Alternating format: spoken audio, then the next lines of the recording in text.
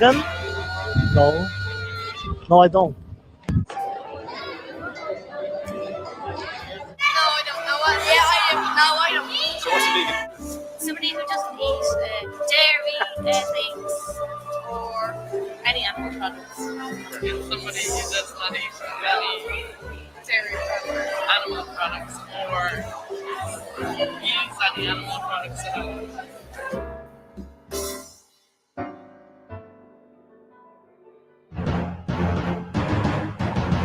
No, we're not there. About wool. See, wool might be different because you can take the wool without actually killing the sheep. Do you think a vegan would wear wool? I think they would personally. I think they would. I think if the wool came from an ethical source, they probably And if the would. sheep was happy about it, maybe. Like fair trade wool. Yeah, exactly. Or When the sheep Happy volunteer. sheep. yeah, exactly. Happy sheep, maybe, you know. Happy sheep. Yeah. Right. Okay, thank you very much. No problem. A vegan is someone that does not use, eat, or wear anything that is derived from any sort of animal. Yeah. Vegan. Yeah, vegan. Vegano. Oh. Is it a woman?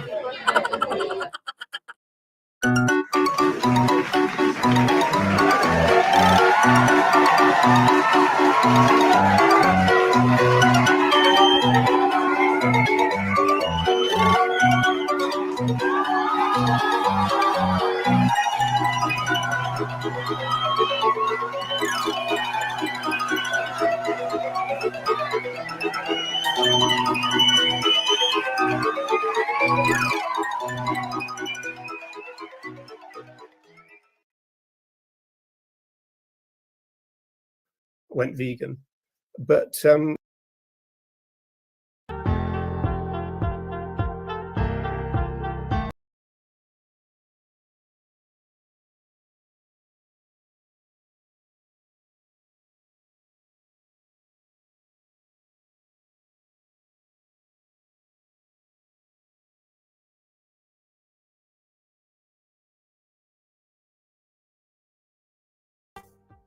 hey, Earthlings. Hello, and welcome to yet another vegan time tunnel. So we're creating an archive, which is all going to be in one place at eventually, which they're now really, but we're building on it. Thanks so much for everybody who tuned into the special last week, which was about the 1989 animal rights debate, which has been rediscovered in full. That was a good session, and if you haven't seen that one, it'd be worth looking at the recording because it's a really quite interesting kind of document in the sense that it was quite a formal debate. It wasn't exactly kind of Oxford or Cambridge, but it was a formal debate, which you don't tend to see nowadays. So it is quite interesting. Right, in terms of today then,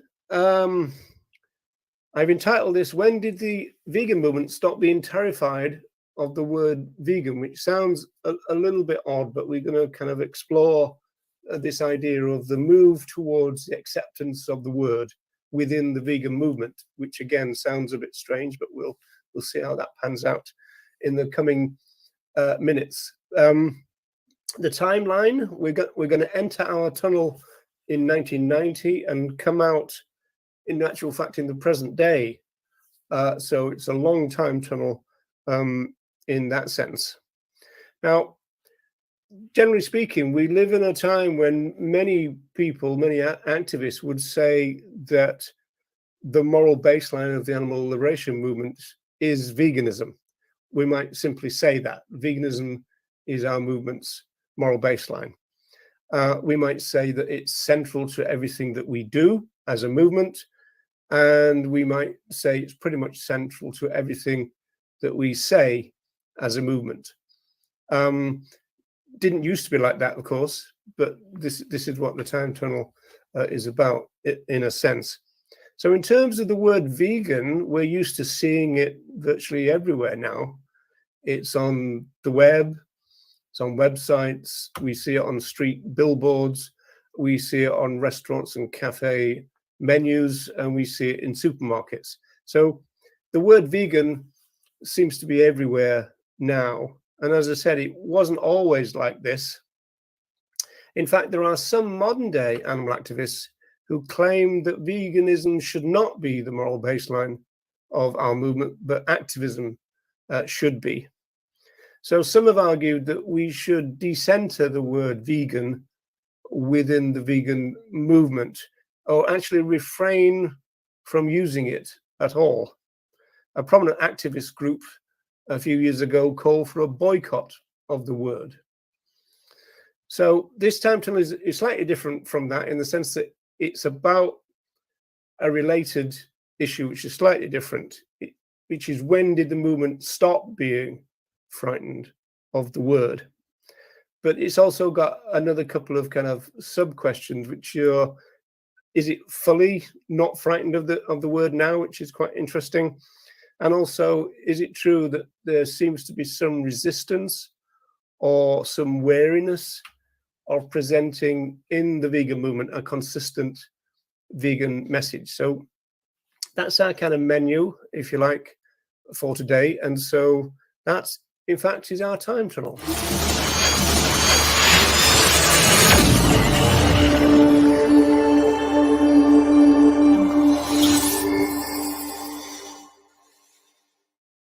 Yeah, so I remember to do the title.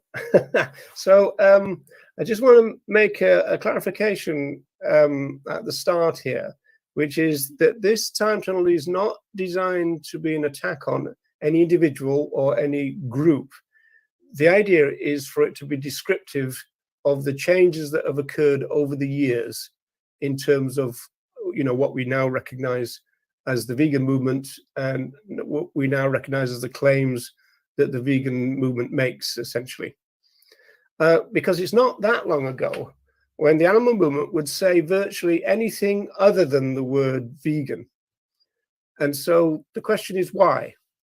And that's because until very recently, a lot of professionals and writers and strategists in the movement, they all claimed that veganism was a scare word, which was sometimes best avoided and certainly for most downplayed. And so that was a situation until relatively recently in the movement. One strategist, for example, argued that, well, in perhaps another 20 years or so, it might be safe to use the word vegan, but not now.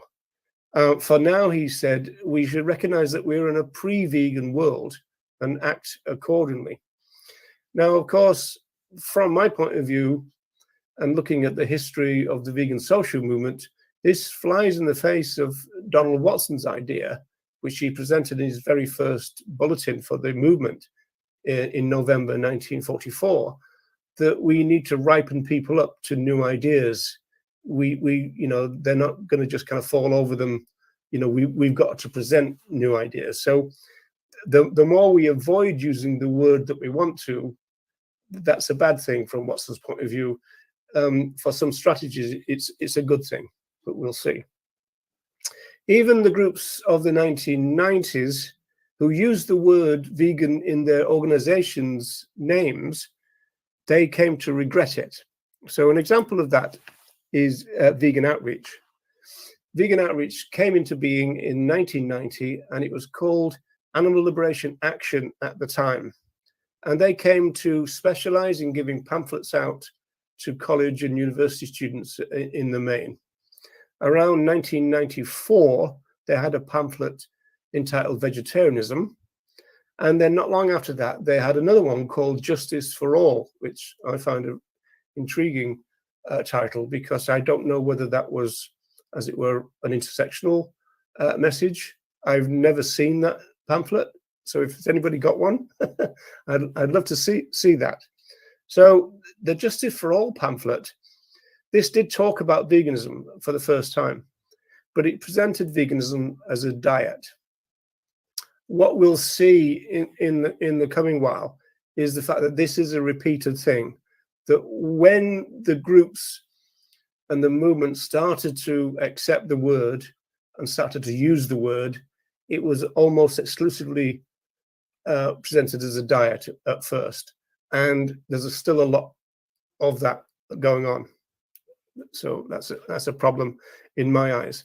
In 1995, this group changed its name then to Vegan Outreach.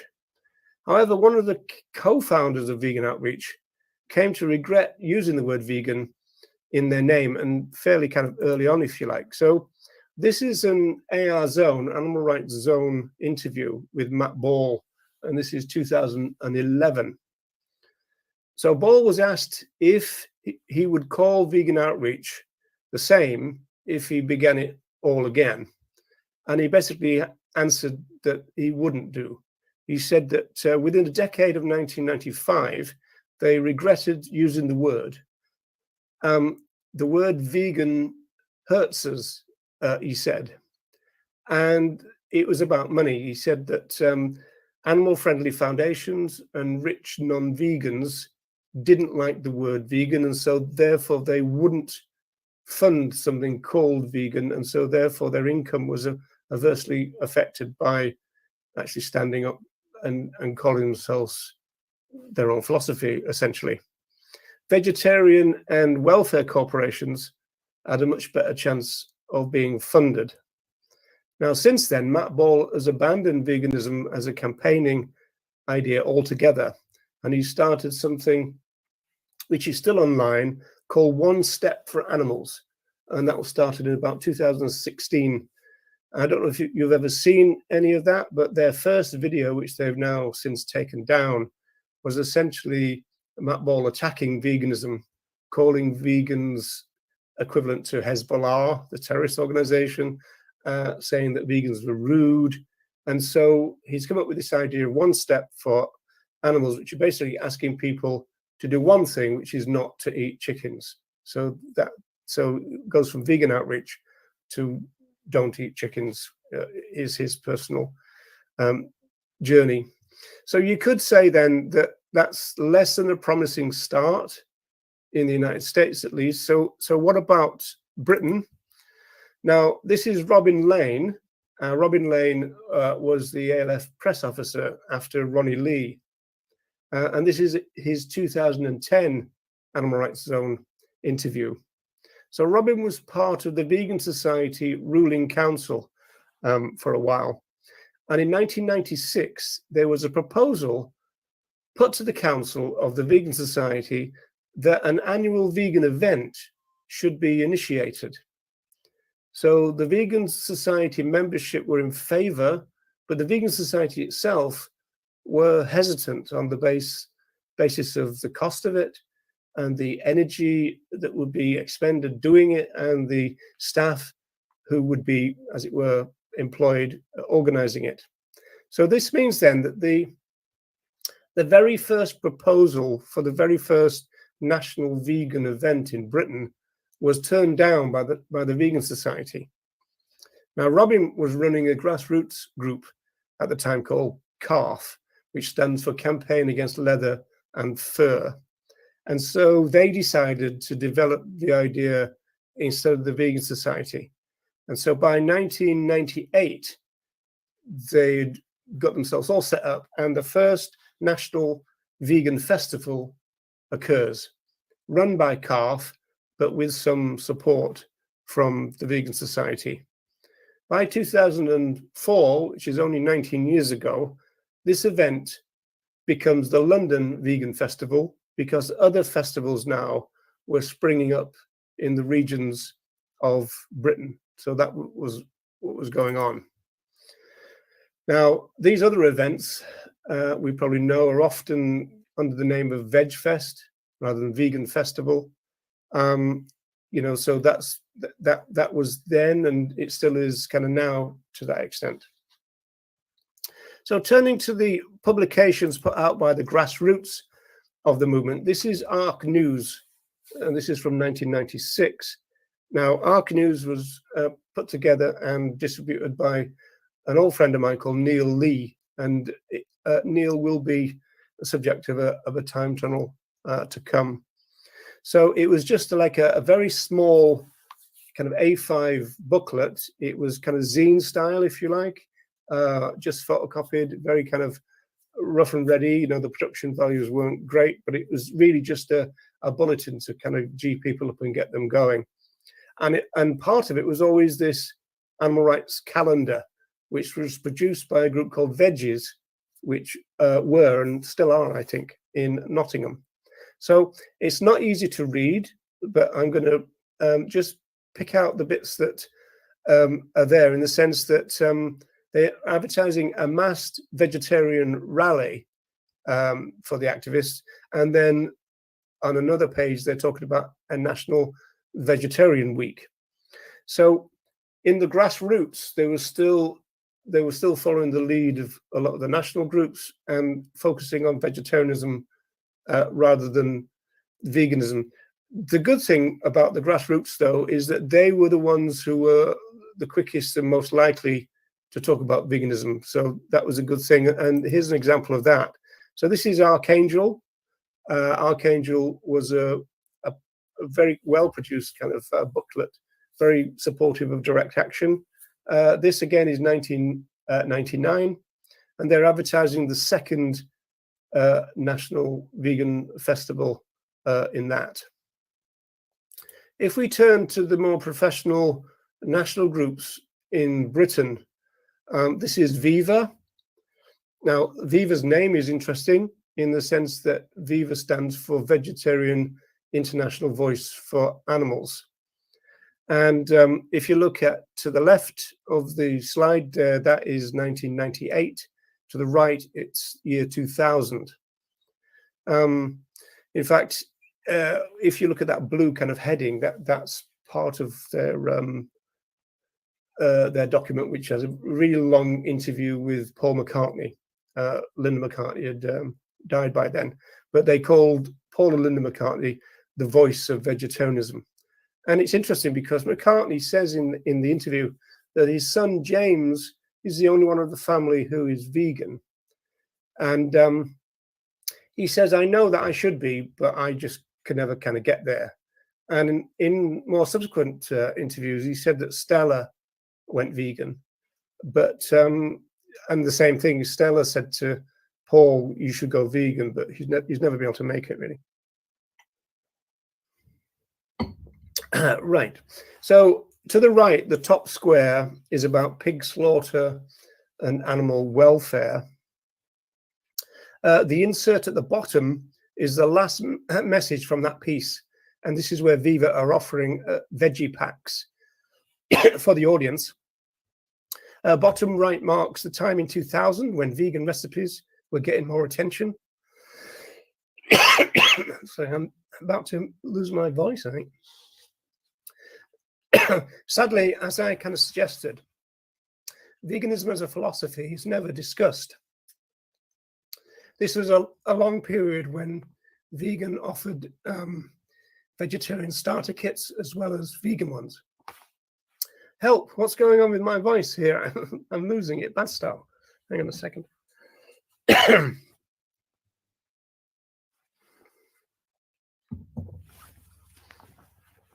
I'm doing a Ronnie Lee. Ronnie lost his voice on the Still Alive about a month ago.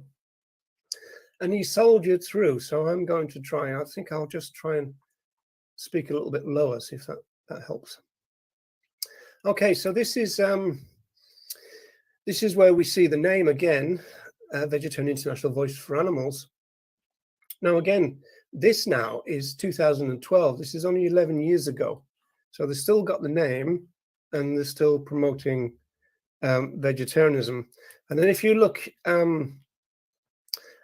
at Company's House, as it were, this is their journey towards, or their evolution towards veganism. It seems that their first name was Viva, then Vegetarian International Voice for Animals, then it progressed to the Vegetarian and Vegan Foundation, and then it's now called the Vegan Viva, the Vegan Foundation, as far as I'm aware. Now, again, this is not to kind of pick them out and go, you know, bad people here. This is to show the evolution of these ideas that, first of all, in the movement, but not that long ago, it was always about vegetarianism. And then they started to become a mix and a match between the two ideas. And now, in the last few years, there's been this acceptance of the word vegan and much more of a focus on it, again with the caveat that most of it is still based on presenting it as a diet, which is a real shame. This is Animal Aid. Animal Aid has been described as Britain's first animal rights group when it was formed in 1977 by somebody called Jean Pink. I think Jean Pink is almost like a forgotten name in the movement now.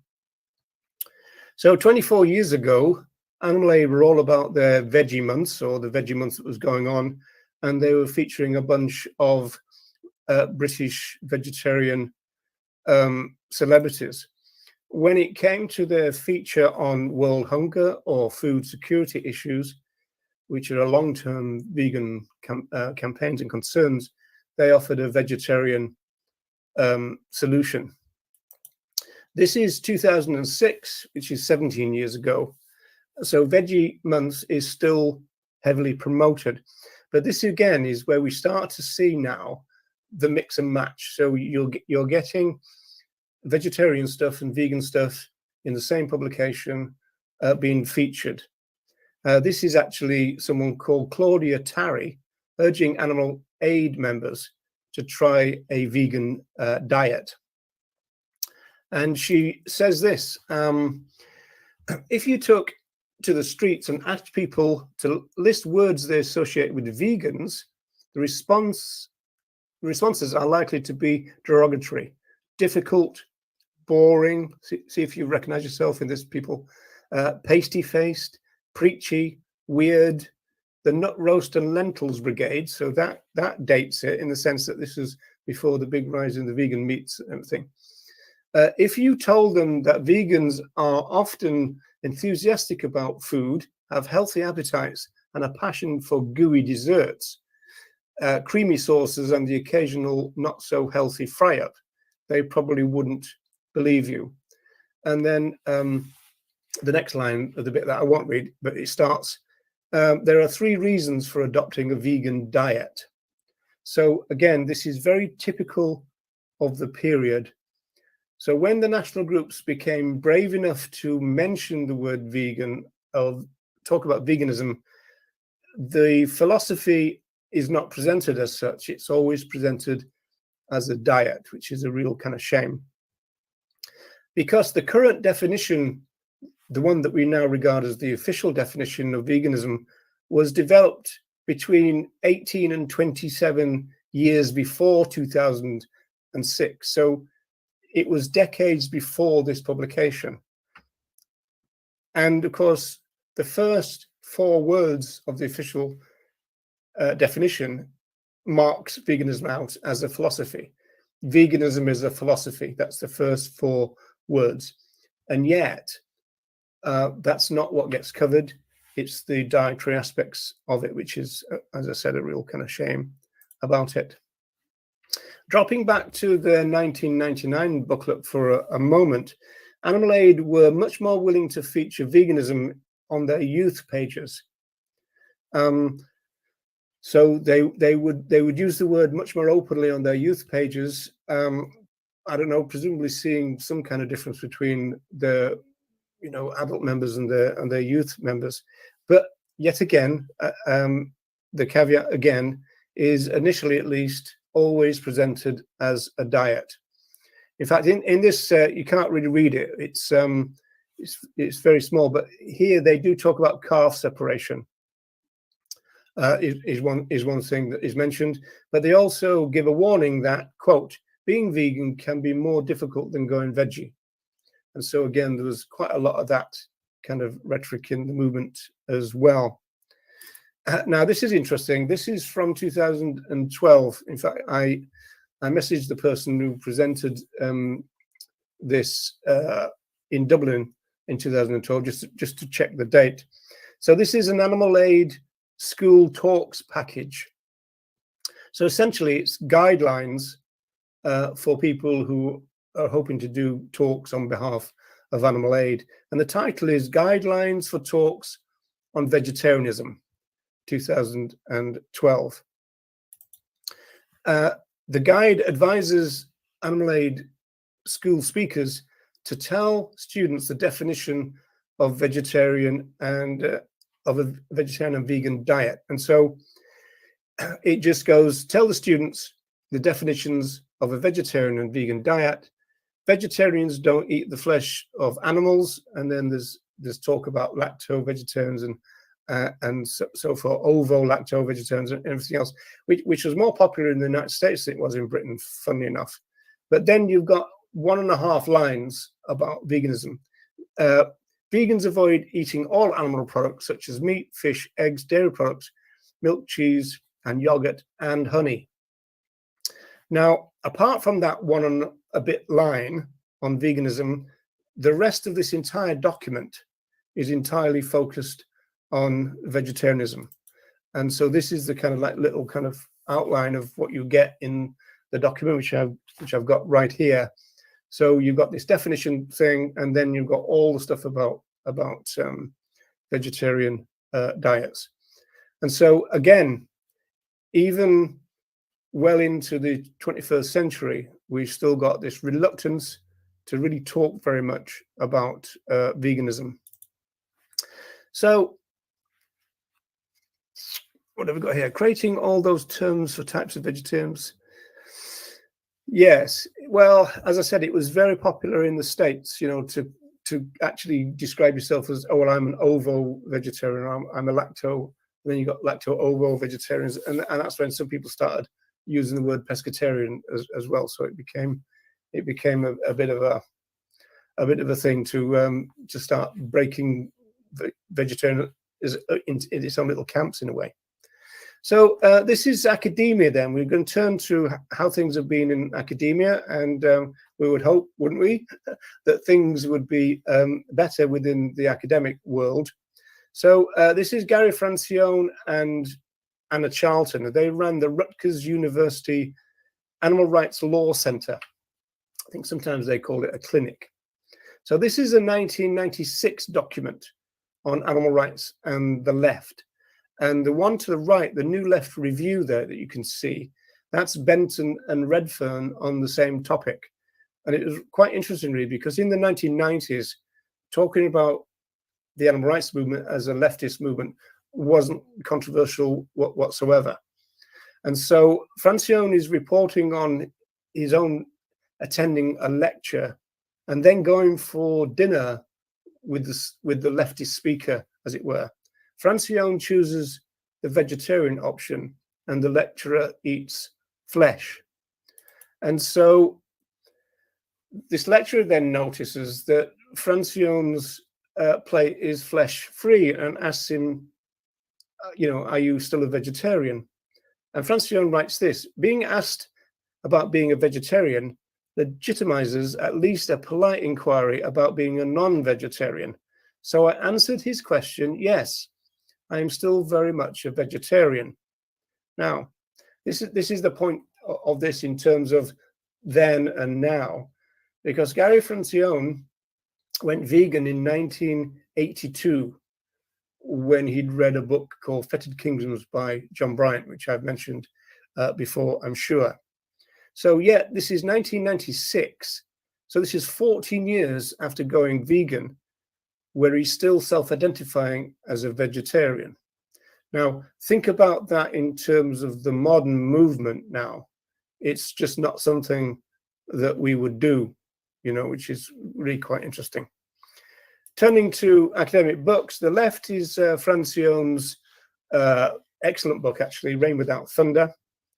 And that is the same year as the Law Center commentary that we've just seen. Now, in Rain, there is no mention of veganism at all. To the right is the intro to animal rights.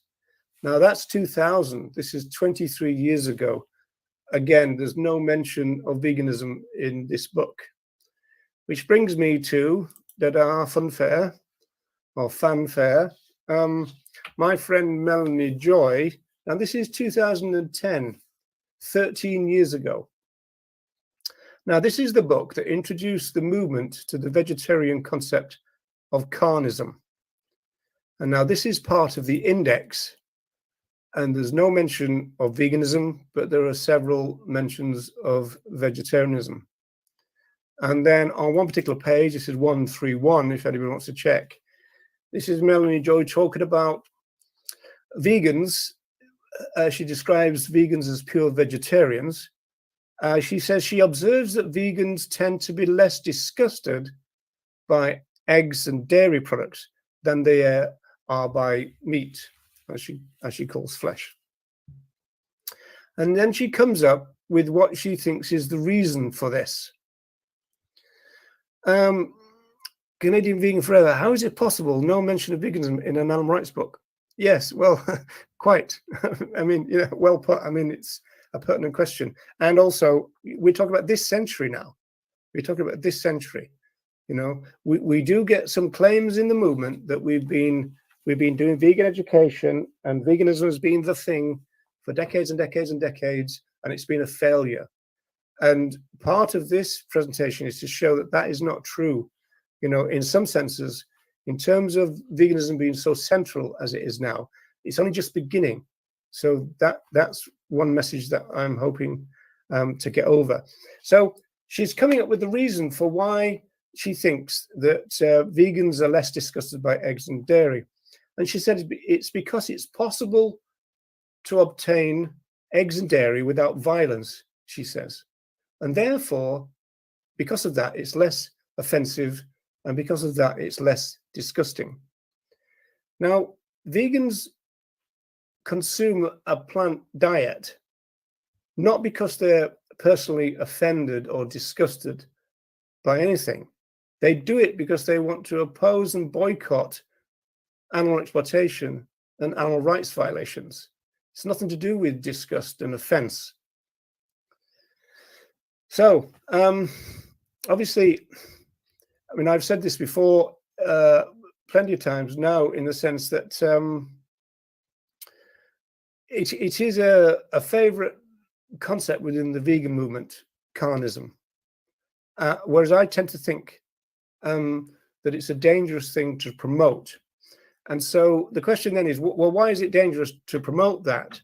And I think that is because if any curious person was to Google or search on another search engine the word carnism, they would be directed to Dr. Melanie Joy, because she coined the word, and then to her organization like Pro-Veg. Not your bun, not milk, absolutely. Only just beginning.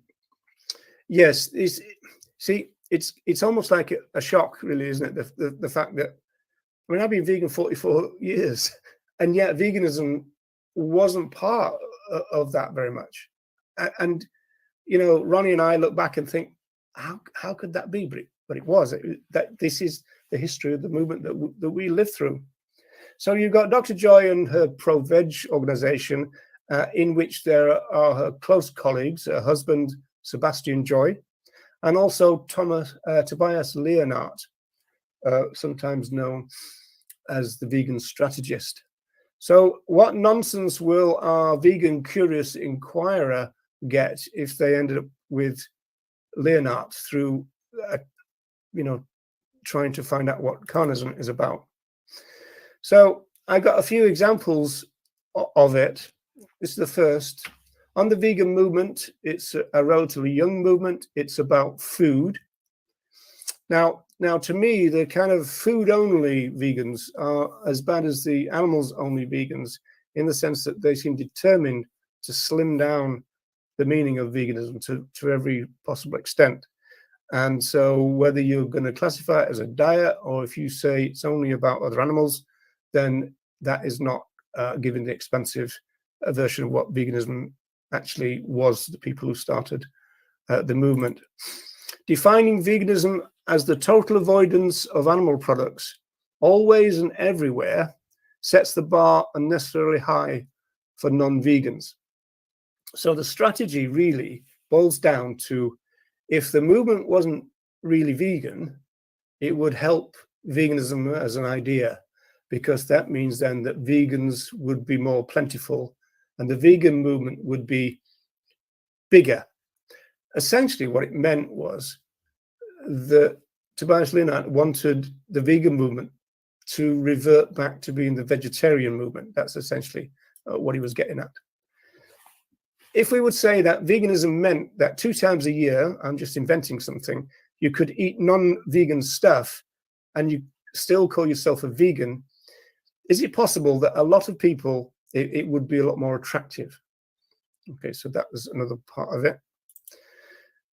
There's people who say, like, we should always and every moment be open from the beginning about what we are doing. It should be clear that vegan is the end goal. I don't know why they say that. I don't understand that. And then the one that usually gets vegans a little bit agitated is this one.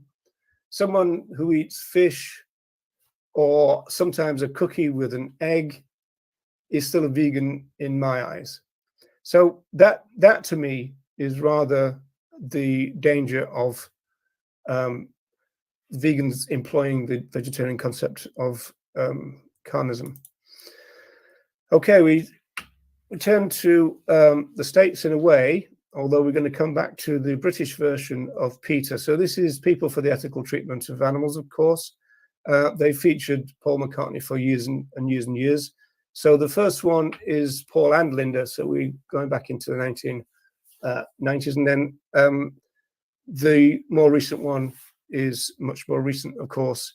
And again, whenever they feature McCartney, then they have to talk about vegetarianism rather than veganism, because he himself is not a vegan.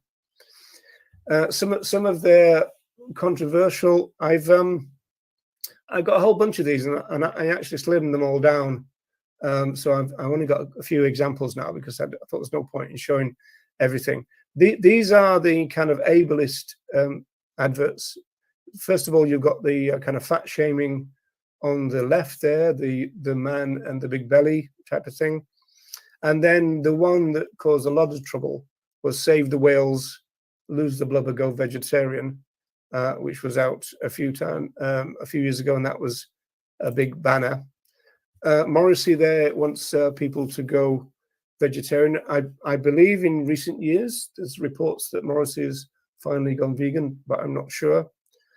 Rise Against is a straight edge band, which always intrigues me. There's apparently 3 of their members are straight edge, and straight edge is usually associated with veganism, but there is a kind of vegetarian kind of version of straight edge, and so they seem to be in that one. So when you see PETA featuring Rise Against, it tends to be a vegetarian thing rather than a vegan one. Again, now this one is interesting. This one indicates some residual doubts, I think, in the national groups about the use of veganism. Chicks Love a Vegetarian. So this is an actor, I believe, for PETA. Now, this is 2019. This is 2019 when this was out. So that, again, is quite shocking in terms of the timeline, I think. These are, if you can see it, it might be more difficult to see it, I'm not quite sure. These are pages currently from the PETA site in Britain. And so they're talking about vegetarians and vegans, mix and match. And then there's a whole bunch of pages where they go through different age groups, but it's always the same, following the same idea of vegetarian and vegan. This is Mercy for Animals, and this is currently again. So they're talking about pro-vegetarian videos in that. And so again, I think that what this is indicating really is that even now, right now, there's still some wariness in some of the national groups about veganism. And so again, this idea of presenting a strong, consistent vegan message is kind of lost, on people. So that's a bit of a shame. This is Animal Equality. This is now. They have almost all their focus is on factory farming and also on flesh reduction campaigns. And you see at the bottom, Visit Veg, Love Veg, which is their kind of recipe website. Now, most of the national groups, to give them credit, have got, you know, CR vegan starter kit or CR vegan recipes. Animal Equality decided to keep with the word veg. Again, there's no real explanation here of the strong philosophical side of veganism. There's much more about talking about the diet aspects of it, which is, you know, pretty upsetting, really. Now, these are possibly some indications of where this awareness is coming from, in the sense that this is the last few years, and these are grants that Animal Equality have got. And so in the last few years, say about 6 years, they've spent almost $11 million on animal welfare campaigns. These are kind of cage-free promotion, welfare-related campaigning. Now, it's interesting here because they get their grants from something called the Open Philanthropy Project. Now, what they might say, as an echo to what Matt Ball said, is that, yeah, but this project wouldn't give us money for vegan things. So if we want a lot of money off somebody, then we've got to extract the vegan. That's what they might say. A bigger set of grants is this one. This is Mercy for Animals. So they've spent 25 million plus on their corporate welfare campaigns, as they call it. The last grant was $12 million. And so again, I don't actually know. It's really interesting because when I talk to vegans about this, they tend not to know any of this. So I don't know whether this is something to do with the algorithms, the internet algorithms, but vegans tend to be shielders from this information, if you like. And so they don't know. But essentially, there's this thing about we're not committed to go fully vegan. And this is right now for some of the national groups. So for some critics of the movement, like the Gary Francione counter movement, for example, that shows that we don't really have a vegan movement in his view, because veganism is almost presented as one option you can take rather than the ethical option that is required. So that would be the big kind of problem from Francione's point of view. So if you ever see a Gary Francione video or meme and he's saying there isn't an animal rights movement or there isn't a vegan movement, that's what he means. That our movement doesn't present a consistent, strong vegan message all the time. And going back to Leonard, he doesn't even understand why you would. So there you go. Right, some good news. So we're coming up to the actual vegan campaigns now. These are pretty much 100% vegan-based campaigns. And again, it's interesting now to just note the dates that we're talking about. Earthlings Experience came into being in 2015. So that was well before AV, which was, oh, sorry, I got that wrong. 2005, came into being in 2005. AV came into being in 2016. Now, one thing that people don't know about the Earthling Experience is kind of how big it was and how widespread it had become. It had a very kind of DIY element to it, but these are all their kind of chapters or groups, for example. I always have a smile because they've included the Dublin group, which I was a member of, in the UK column, which won't go down well with the membership. So I tend not to tell them. So, you know, if you're watching people in Dublin, don't watch this bit. So yeah, so it's always been a very kind of DIY culture, really, Earthling Experience, and it's summed up with the slogan, which was on that first page. All you need is a laptop, a mask, and a public space. So it was very kind of not lackadaisical, but it was kind of loose. And it meant that people would bring their own laptops. You just get together, do your own thing. And my experience of the Earthling Experience was really good. You get as much in engagement as the so-called professional groups as well. This one goes to modern day, that as we will know the movement now. So AV, as I said, 2016. I couldn't find out We the Free. Now, We the Free is pretty recent. Somebody in the comments is almost bound to know when We the Free started, but it was only a few years ago, maybe, I don't know, 3, 4, is it? And then the other one is the Animal Save movement, which is interesting because that's 2010. So that's actually a lot older than I would have imagined. But then it was called Toronto Animal Save, I believe. And so I'm not quite sure when it moved to, the kind of international, kind of global thing. I'm not quite sure. And then finally on this is 2015, and this is Go Vegan Island. So what we now understand as Go Vegan World, which are these images, started life in 2015 as Go Vegan Island, and then they became Go Vegan World in 2016. And a lot of people will have seen their huge billboards around about the place. They tend to do the big kind of motorway type billboards, the ones in the city centres, but they also do things like adverts on buses and that kind of stuff and all that, and smaller adverts inside the buses or inside trams, that kind of thing. So it seems then that there's much more evidence, if you like, that we've moved now to a time where many more of even the bigger, well-known international organizations are taking a pretty firm vegan line. It's just interesting that we've still got some residual kind of wariness in the movement.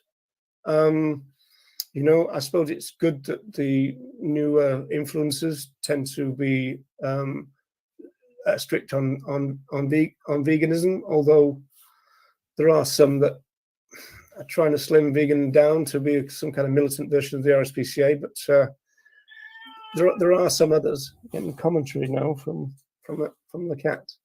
So so that's your time tunnel, really. So have I missed any questions? Is the question, or I got time for a couple if you want to sling them up now. But as a relatively long-term vegan myself, I find it difficult to get over to relatively new vegans this story of the newness of it. They come into a movement and they just see what is, but it's not been there very long. It's only just started. So again, with that kind of caveat, if anyone tells you that we've been doing vegan education for many decades and it's not been a success, they're frankly not telling you the truth, because we're literally only just starting. In historical terms, this is a new thing within our own movement. Even though we call it the vegan movement, it's is mainly focused on vegetarianism, and then you've got that mix and match, but then you've got the big focus on dietary aspects. So in terms of an unequivocal, strong vegan message, which is consistent and all the time, we really are at the beginning of that. And so it can't be true that we've been doing this for decades and decades and it's not worked. It just physically can't be a valid thing to say. Right. Okay, people. Thank you so much for tuning in. And I shall see you next time when we shall do another vegan time tunnel. Thanks very much.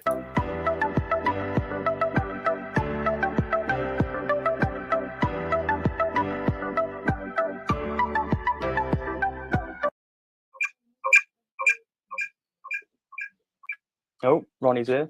Uh-oh. Yeah, there's got a bit of noise pollution there. So we do have some contributions from the audience which we're going to address, but Jeremy first. Yeah, are you talking about sanctuaries, I think?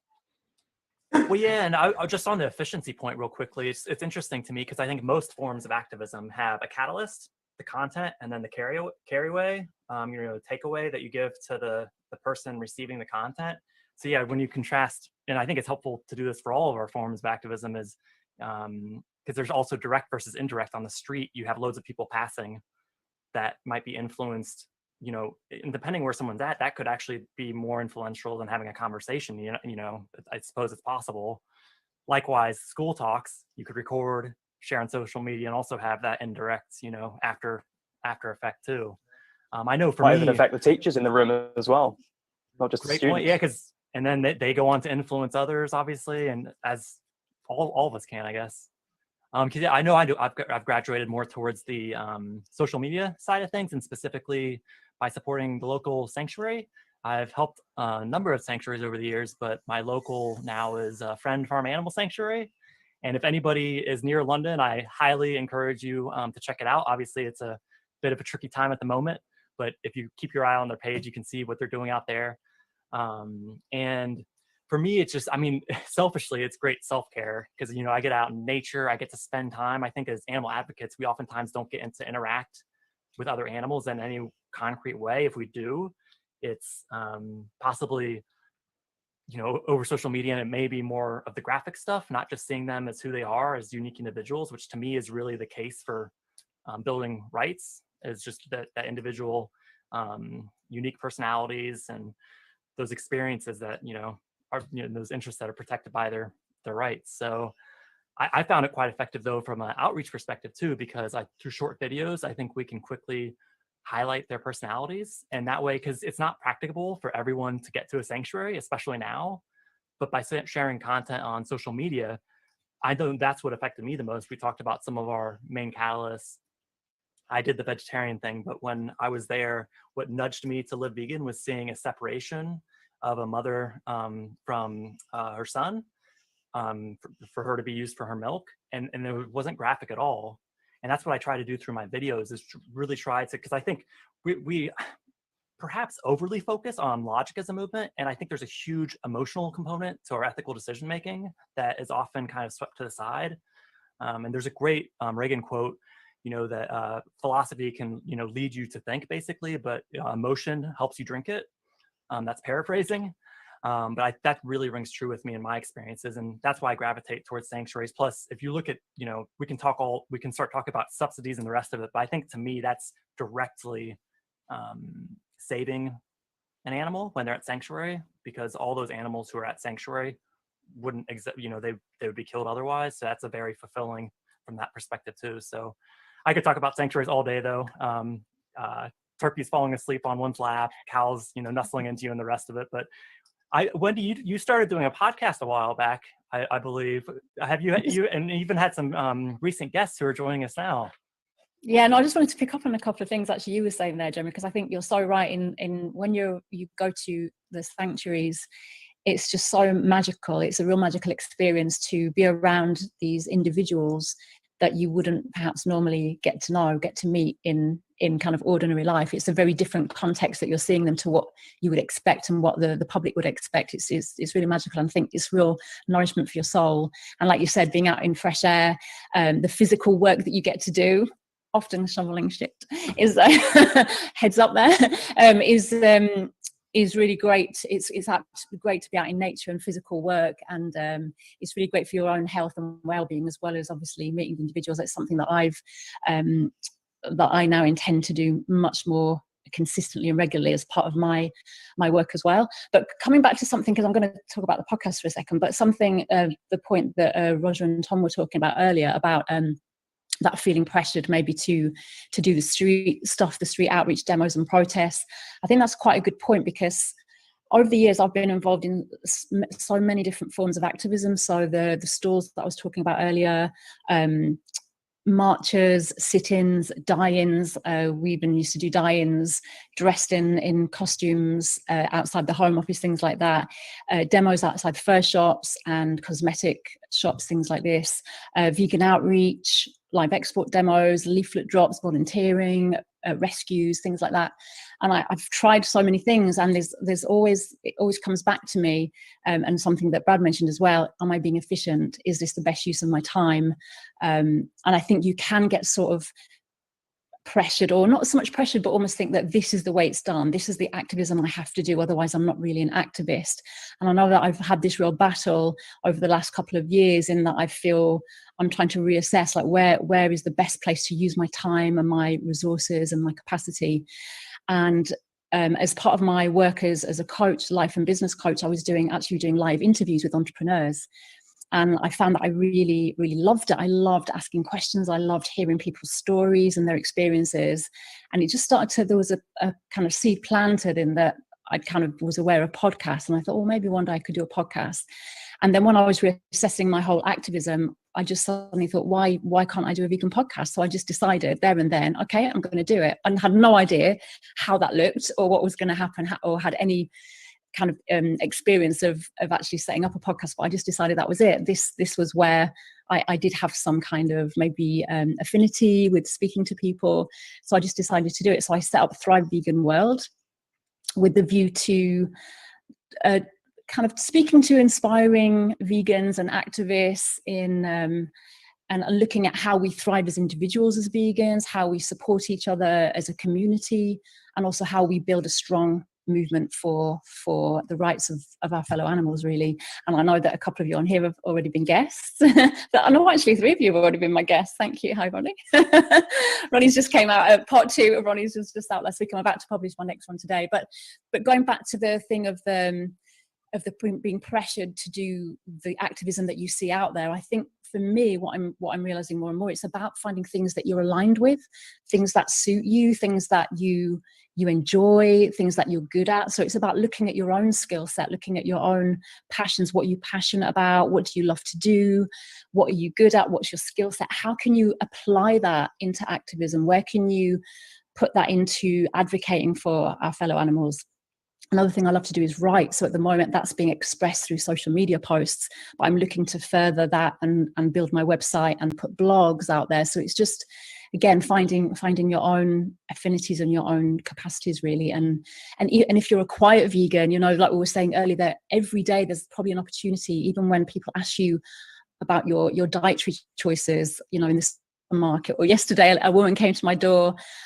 She was one of these people trying to get you to sign up for charities. It was a children's charity, and she noticed that I had a big cat tower in my house, and we started talking about cats. She'd rescued a cat, her cat had kittens, and I was saying you didn't get them neutered. It started a whole conversation and went into veganism, and she was asking me so many questions. We had a great conversation just on the doorstep.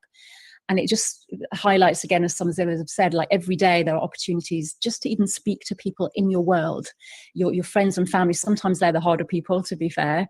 But even people you come across in the restaurants or at the supermarket, check out, you know, like Roger did with the milk. It's just looking for those opportunities and always having that awareness that, and it's about being non-confrontational as well. It's not about going, yeah, you're all wrong and you should be ashamed of yourselves for living as you are, and I've seen the light, and being self-righteous. It's just about being open and non-confrontational and ready to have like a good conversation with someone.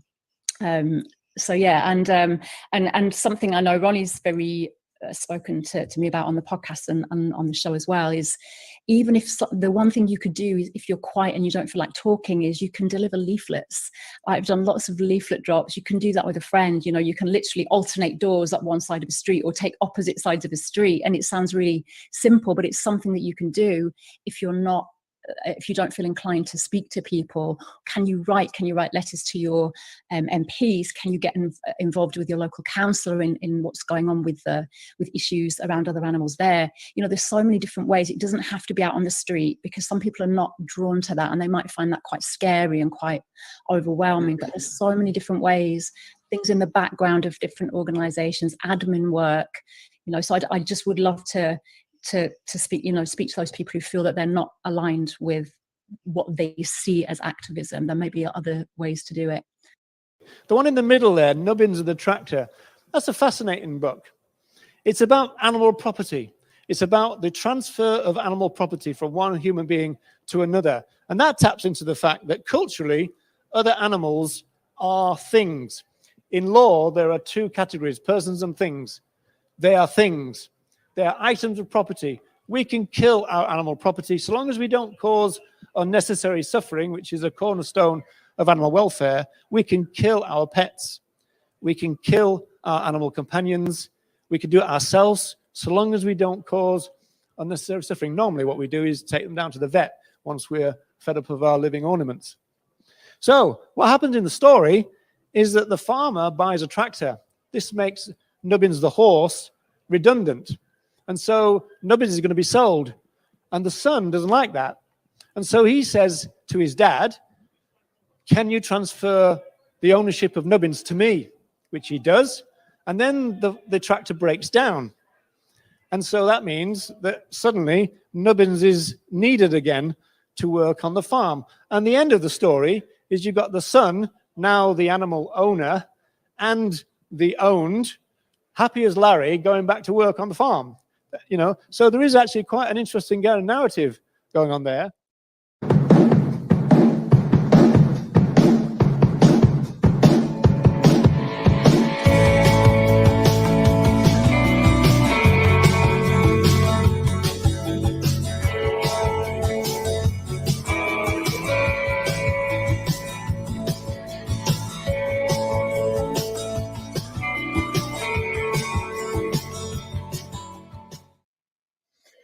Hey, Ronnie.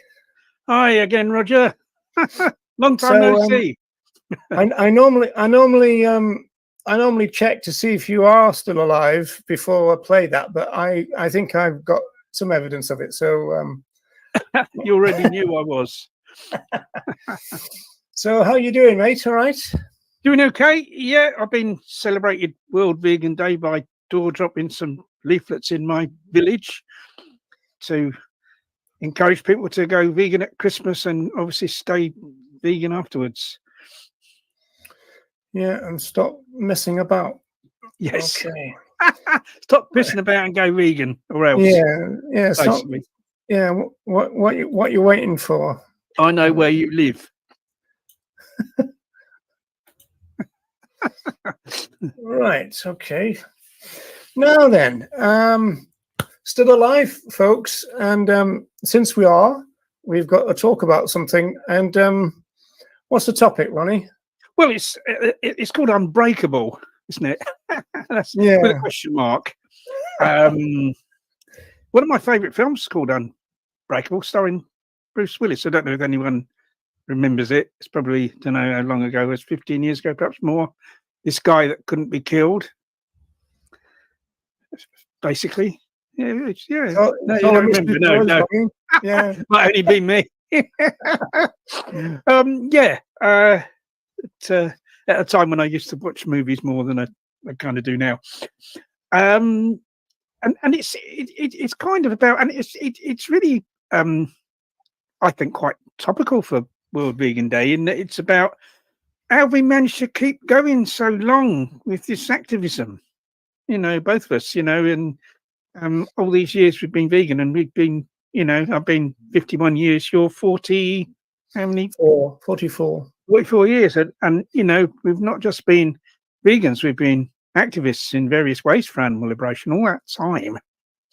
And so how did we keep going? I mean, I've known so many people who've kind of fallen by the wayside, who've kind of, you know, they've suddenly done a load of stuff, you know, they're very active, and then never hear of them again. And so, you know, and that applies to loads of people. And you know, there's not many of us. Yeah, and of course, generally speaking, of course, burnout is a problem for social movements, without a doubt.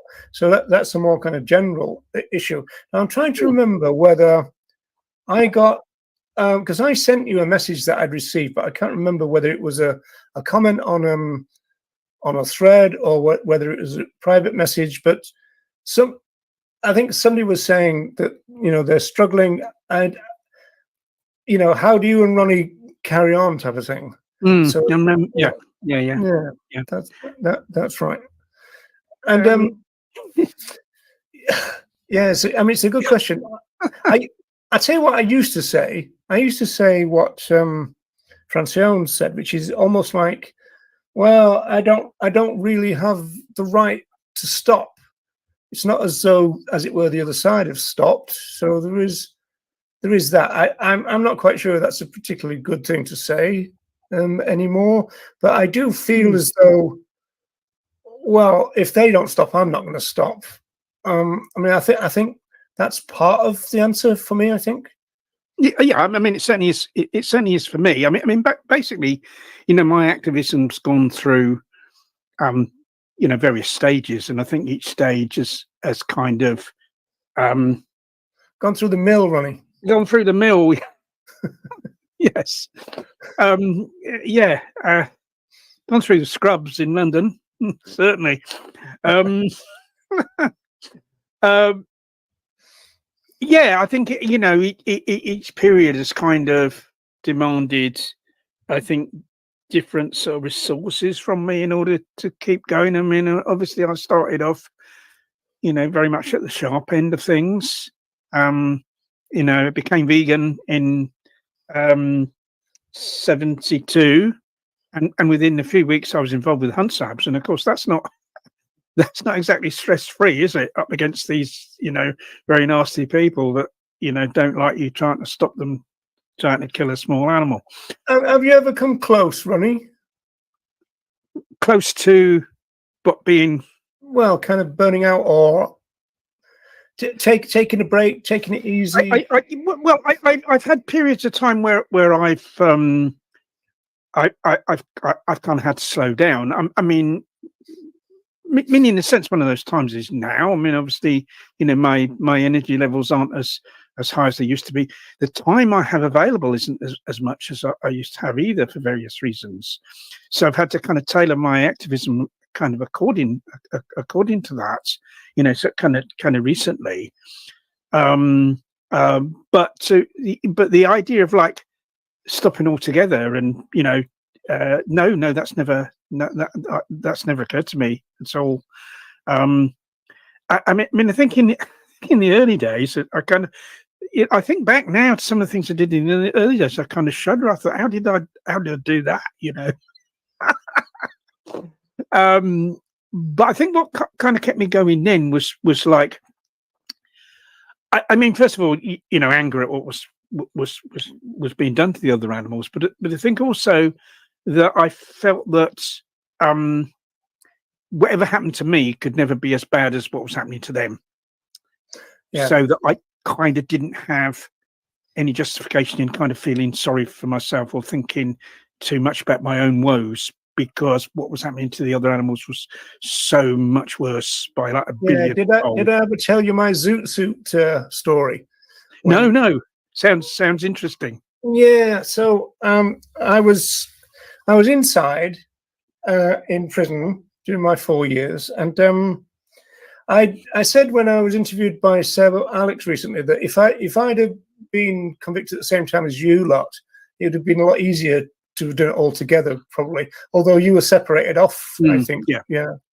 So you were bound to be kind of on your own, but I would have probably gone through with Brendan and that I would have thought. I don't know. But anyway, I didn't, and so I don't know. I got an inkling of that my food was being tampered with or something. So I stopped eating, and it wasn't like a hunger strike. It's just that I was kind of like, well, I don't know whether this is completely plant-based anymore, right? And so one day I fainted, and so I woke up in the prison hospital. And I said that. I said, well, I've stopped eating because, and of course, that was a ridiculous thing to say from their point of view, right? Kind of thing. And so they grabbed me, threw me into this cell, still in the kind of hospital unit, ripped all my clothes off and gave me this kind of plastic kind of zoot suit, which was kind of like a gladiator's kind of tunic thing, which was tied with these binder things and all that. And so I didn't have any clothes on except for that. And there was no bed. There's just like a little thin mattress on the floor, I think. And so I was thinking, blimey, right? But that was what got me through it. I said, well, look, no matter what they do, I'm not in a laboratory. I'm not a farmed other animal. And so that was the feeling that I had that gave me the strength to kind of go through that. Yeah, that's certainly what I felt in jail as well. All right, I'm in jail, but it's You know, I'm still getting like 3 meals a day. I've got a bed to sleep in. I've got books to read. You know, there's no comparison between that and what so many billions of other animals go through. So I had no right to kind of bemoan my situation, really. Then that's, yeah, so that's kind of very, very similar. Thank you. I'm assuming that's Declan. Thank you. Yes, yes. Happy Vegan Day, Declan, and to all the animals at your sanctuary. But yeah, that's kind of how that's kind of very much how because you get in prison, you get constant moaning from other prisoners. You know, they moan about the food constantly, even though for most of them, the prison food is almost certainly far more nutritious than the food they'd eat outside. Constantly moaning about the food all the time. I never did. Ronnie, another thing that I said in the Seb Alex interview, I said that a lot of people went onto the veggie diet, didn't they? Because they knew it was better than the because I think he was quite surprised when I said that. Yeah, because of course the food's cooked en masse in prison, and because not so many people are on the vegetarian diet, that's cooked in smaller quantities. So the quality tends to be better, and even more so with the vegan, the vegan diet, the vegan friendly diet, probably preferred to say these days. That was, so few of those meals were cooked. There was better attention was paid to it, and so a lot of guys went onto the vegan diet because of that, and also because at the time we got a goodie bag. We got this bag every week which contained yeast extract and peanut butter and peanuts and raisins and different things, didn't it? And tea bags to sort of make up for what they thought we might not be getting in the actual food from the prison. I remember we used to go. We ended up with a little box, didn't we? We had a box each of this stuff, and I do remember all the other cons are kind of going, what's all that? Differential treatment. Yeah, they become they claim to be, because at the time you had to have a membership card of the Vegan Society. I think that's changed now, and you can just say you're vegan. But in those days, they didn't believe it if you said you were vegan, and you had to get a membership card from the Vegan Society to prove it. So what happened? You got all these cons join the Vegan Society, because it was a few quid to join, but the benefits far outweighed the cost, because what they would do is this goodie bag, like you say, you had a box. I remember where I was, it was like a white carrier bag full of all this stuff, and they would sell it for tobacco. They'd sell the peanut butter to other cons for tobacco, because of course tobacco is the currency in jail.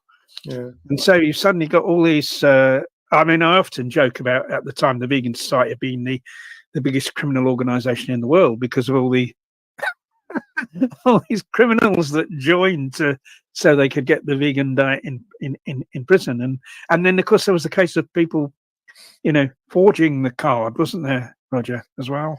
Yeah, that's right. Yeah, I remember. Yeah, Serena did that because they refused to give them out. But going back to the central question, it's something that we. I know we've been a bit lighthearted about it, but I think we both realise it is a serious issue too. Yeah.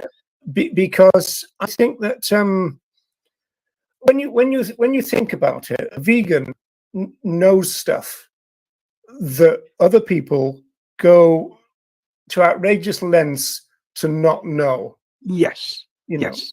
And I've always said that vegetarians know more about flesh than flesh eaters, and vegans know more about flesh and everything else than vegetarians. Yes. And we kind of put ourselves in front of some pretty iffy knowledge, right? Yes. And then of course we do know that in recent years, and we've talked about this before, it's people will do that sometimes on purpose when it comes to the videos. Yes. Which we both have difficulty with, because that seems to me to be a dangerous thing to do. Yeah, I think obviously it was awareness of all that caused me to become vegan and to become an activist. But I think the activism helped me to deal with it, because I was concentrating on what do I do about this rather than on what is this, if you see what I mean. I'd seen what it was. I didn't need to see it anymore.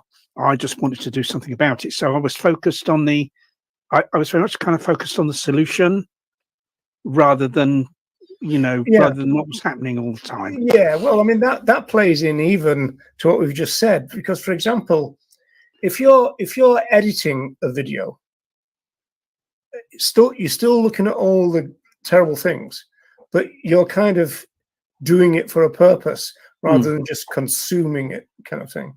So I think the fact that we both switched very quickly to activism, and you know, I mean, like I saw that magazine in 1977, and it was about anti-blood sports, and it talked about the 3 different groups. So there's the League, the HSA, and there's another one, wasn't there? It was Council Against. Yeah, there was another anti-blood sports group, but I don't know what became of them. I think they kind of disappeared. Yeah, I think it might have had British or something in the title or something. Yeah, there was one. Yeah, but I would, if you think about it, the fact that I went straight for the SABs meant what you just said is that okay, I've learnt about this now, and now I'm going to do something about it. Yeah. Whereas if I'd have gone for the League, I'd have just been a member of the League, sat there. Right. Yeah, sat there getting all the information about the terrible things that are happening to the animals. Yeah. And I think this is the thing, and I think that kind of, I think, even today that I steadfastly avoid looking at graphic footage of what happens to other animals because I don't need to. I already know what goes on. I'm already vegan. I'm already trying to educate other people to become vegan. So why do I need to constantly look at that stuff? I don't. Why would I constantly upset myself by viewing that when it actually makes no difference? Because I'm already active. That's for people. That's for non-vegans to see, isn't it? That kind of stuff. It's not for me to constantly look at. But I do know other vegans who constantly look at that stuff. Who constantly. Yeah, I've known some as well. Yeah, I mean, I've had to. They feel it's like a duty, don't they? One of the reasons I blocked other people from posting on my Facebook because some of them were posting the most horrific, most graphic footage because I suppose they thought, well, Ronnie's got a lot of friends, so if I put something on his like Facebook, loads of people will see it, forgetting that nearly all those people are vegan already. So all you'd be doing is like traumatizing those people unnecessarily because they're already vegan. So I stopped. I say, right, nobody can post on there because you're posting that stuff, and I won't. I rigorously avoid watching anything like that because I don't need to. Right, and I think there's an element of masochism, about our movement that people seem to want to subject themselves to those images, and that. Well, first of all, the answer to that is I need to know to be able to talk to people about it, right? But you only need to know. You only need to see it once to be able to talk. And basically,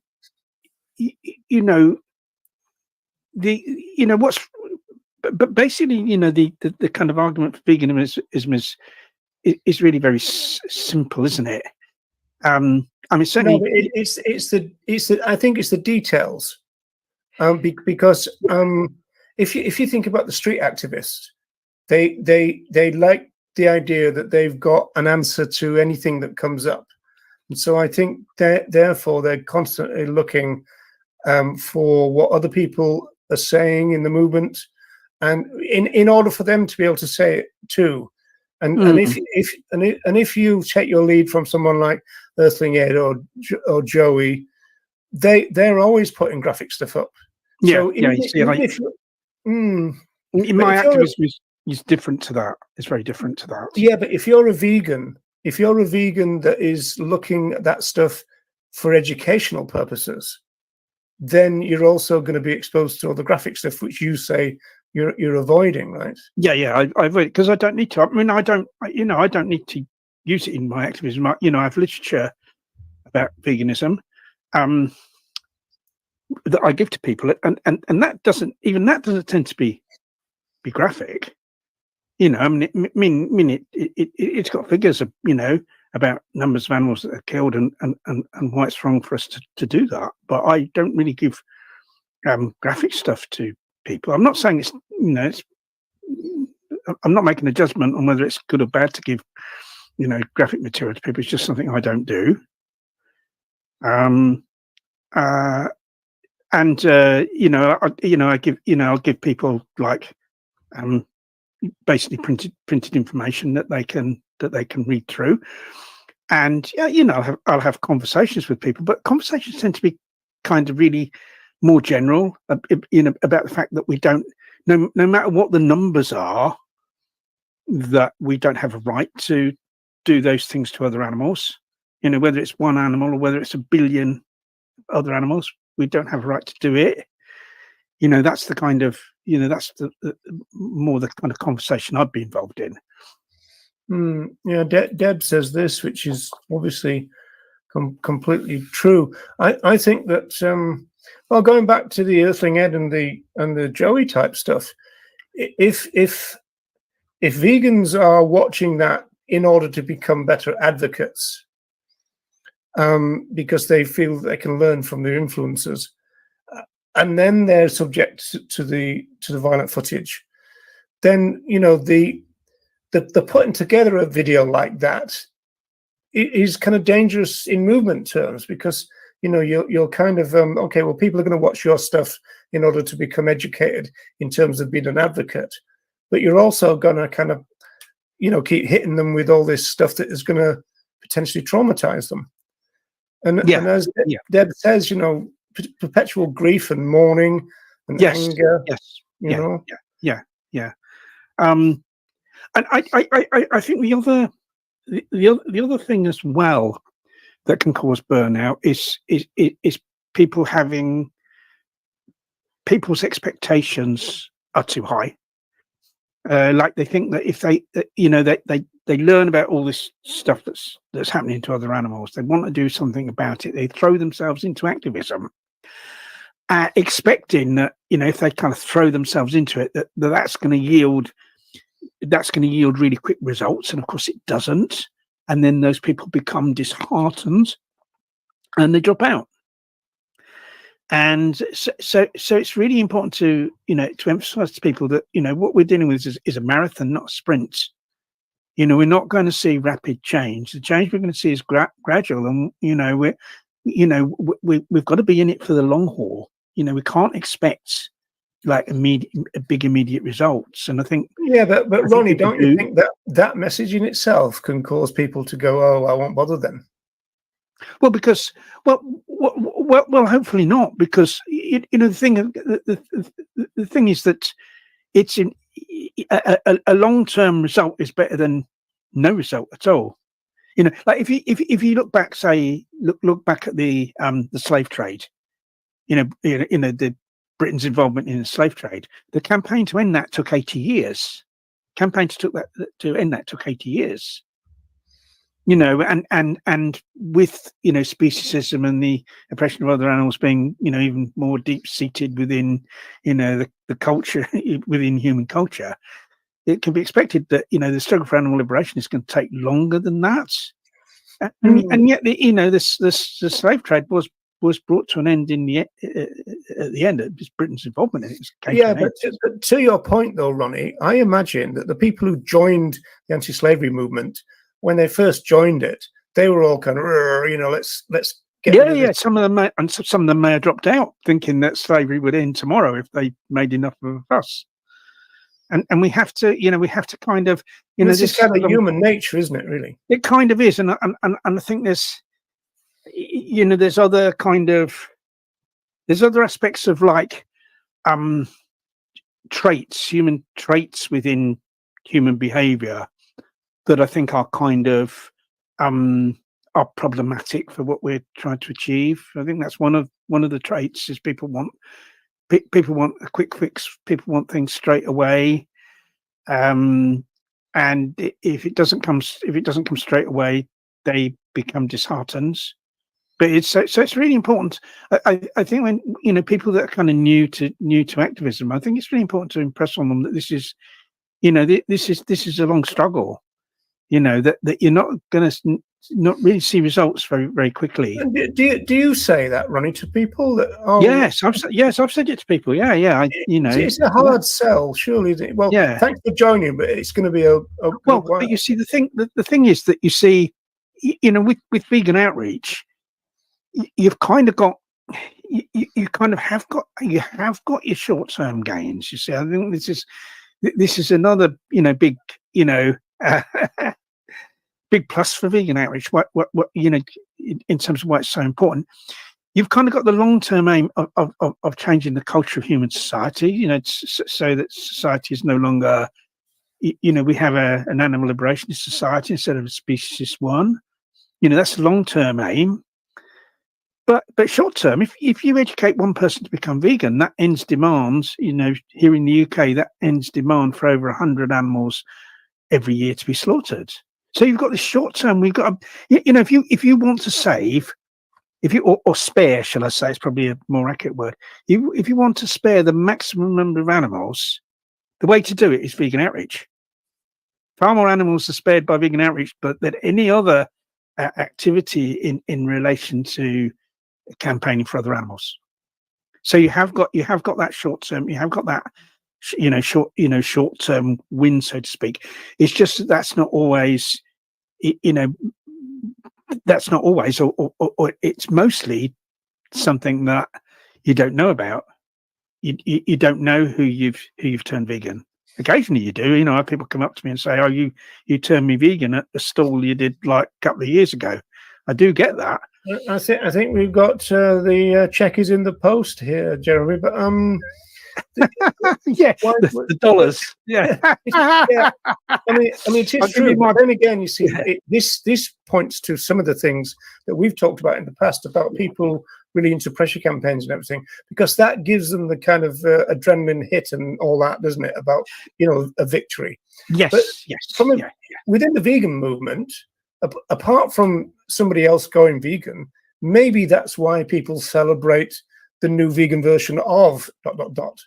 because that in itself can be constructed as a I think people do, and I think these things kind of are to be celebrated, but like in terms of turning people vegan, we mostly don't know who we turn vegan, but like we kind of do know that spreading information about veganism does turn people vegan, because that's how we became vegan. In fact, that's how everyone became vegan, because they received some sort of information promoting veganism in some form or another. So the more of that information we disseminate in all its various forms, it's guaranteed really that more people will become vegan. It's just that we, on an individual basis, we tend not to know about them. Sam's making a good point here, because we've talked about Jake before, and Jake knows that we've said this, so it's not kind of speaking behind his back or anything. The other thing I'd say about this is, are they really wins? Are they really wins? You see. Well, I think it's constructed as a win, but it's constructed as a win. As Sam says, Jake kind of says we need to do that, but he also says that he needs those. Yes, and I think I think it's kind of sort of problematic in a sense that it's not just Jake. I think that there are quite a lot of other people that kind of they kind of need an enemy to defeat, and then you defeat the enemy, and then that's a win, isn't it? I mean, that's kind of how it's sort of looked at. But if you analyze that at a deeper level, like I said, a lot of these wins aren't kind of really wins. Like if say you close down a place that's supplying animals to laboratories, then if your campaign has done nothing about the number of animal experiments that take place, all that will happen is those animals will be supplied from another supplier, and that one supplier's loss will be another supplier's gain. And it's the same with contract. Just say we spoke on before the show when we were talking with Wendy. We were talking about the Shack campaign against Huntington Life Sciences, and in relation to the reason why anti-vivisection campaigning was in decline for a long time. Now, had that that would have been heralded as a great triumph. Had that campaign succeeded in closing Huntington Life Sciences. But would it have been a triumph really? Because that was a contract testing laboratory in that various companies pay that laboratory to test their products for them. No, if that contract testing laboratory was no longer there to test products for a company, they'd have just paid another contract testing laboratory to test their products. So the closure of Huntington Life Sciences, the main beneficiaries of that wouldn't have been other animals. They'd have been the other contract testing laboratories. Well, I know all that, Ronnie, but your line here is very dangerous, isn't it? Because if you were to say, it's not going to do any good. My position on those things is rather more nuanced than that, because you see, I'd say that the main aim, if you want to save animals from experimentation, you need to reduce the number of experiments, and I think that campaigns against like individual targets can have the effect of reducing experimentation in general because of the pressure they exert on the industry. So I would never say, I've never said that that the shack campaign was a total failure, because I think there's a likelihood that it may have had the effect of reducing the number of animal experiments in general, even though its main aim of no, but I didn't use the phrase total failure. But if you're saying, well, really, the best thing for you to do is do vegan education instead of this, and they're one of those people who need the. I tend to,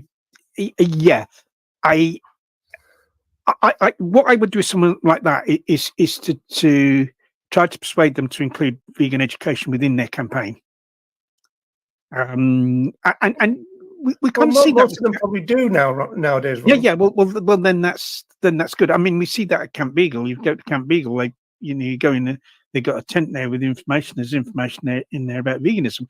I know people who've gone vegan because they've gone to Camp Beagle. They were people that were kind of basically beagle lovers. They went to Camp Beagle because of the animals being, the beagles that were being bred at MBR Acres, for experiments.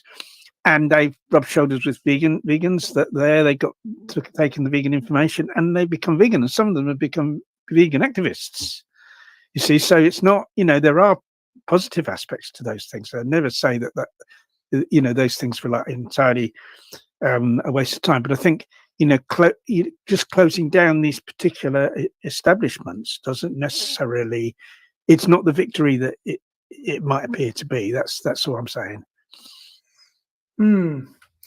Okay, so we've talked about kind of burnout and what might cause it. So what about strategies to prevent it? And do you think we're very good in this movement of helping people not to experience it? I've got a feeling that we might not be. Probably not. And I think one of the reasons is because not a lot is said about it, and I think this is why it's good that we're talking about this tonight, because I think it's important. And I think that I've said one thing is that don't punish yourself by like constantly exposing yourself to distressing images of other animals being oppressed and exploited. That's one thing. I kind of think that and another thing that kind of I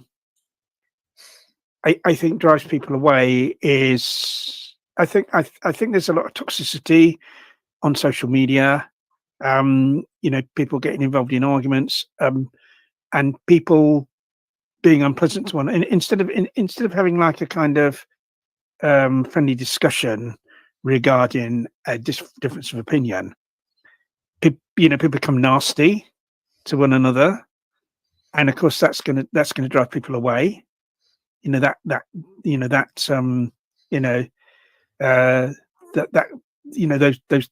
comments. And so I think it's important to kind of for people not to become involved in that. because that could even if, like, I'd say that even if someone is nasty to you, don't be nasty back. You know, Yeah, try and keep it. but that's my strategy, Ronnie. But it doesn't get me anywhere because I often will respond to somebody's been really rude and disrespectful and all the rest of it, and I respond diplomatically and stuff, and I don't kind of take the bait and all that kind of stuff. And people call me names, and you know, I get But your attitude is what sustains you, because you're not getting emotionally kind of despite what they're saying, you're still staying calm and rational. You see, it's not it's not sort of their reaction that matters. It's kind of how you're reacting, how you're dealing with it. If you see what I mean, you're not allowing yourself to be swept away in this emotional madness, are you? You know, and that's why you're, that's why you've gone on for so long, because of that characteristic about you. And that's what I'd say. No, but it's very frustrating when people's immediate response to you is rudeness and stuff. It's very kind of like you're almost like going, you almost like start thinking it's an age thing, kind of, well, calm down, Sonny, type of thing. It's a little bit like that in the end. So but I think those people that are kind of doing the ranting and raving, they're the ones that are actually harming themselves through that, because that's only just going to kind of get them involved in rows, and that's going to affect them psychologically, and in the end those people are just going to withdraw from things. So it's very it's very hard, because I'm a great proponent of what sociologists would call movement reflexivity, which is people within movements to talk, almost like excuse me, on a kind of tactical level. Did that work? Did this work? What about that strategy? And all this kind of stuff. But having those conversations, especially on social media, are really difficult, because people do tend to fly off the handle, and also people will almost like read the worst into what you're saying sometimes when you're trying to do it as gently as possible. Yes, that's right. Or people don't even really read what you've said, but they kind of create like a straw man situation or a straw person situation, don't they? Where they're attacking you for saying something that you didn't actually say, because they've misread what you've said, not bothered to read it properly, or misinterpreted what you said. Must be something with the heartstrings, and they are not very graphic. Yeah, I don't think you necessarily have to show people, graphic images to change them at all. Okay, but let's go back to the fact that we're in a movement, and burnout is a problem for all movements. Yeah. Now, interestingly, that some of the research about people who stop being vegan, it's not really to do with burnout. It's more to do with the fact that they never made it to being vegan. So, but to actually say that within the vegan movement can seem divisive too. Oh, you were never vegan in the first place, which is usually the first thing that people say to vegans, right? And so, but I think that's a separate question a little bit, but it's kind of part of the, the kind of nuances of being in a movement with others. And how can we make it easier for people not to burn out? Well, I think by kind of giving people a few tips from our own experience about how not to burn out is, I think, kind of helps, really, which is sort of kind of what. And obviously, different personalities and that. Obviously, we know all that, and so I suppose all movements are going to experience this. There's nothing you can do completely to eliminate it. I mean, we're kind of, there's two, there's the people that kind of cease being vegan, or cease or start consuming animal products again, because I think very often, it's to do with the diet rather than anything else when that kind of happens with people. And then there's also really what we're more focused on in this conversation, which is people ceasing to be activists, activists burning out.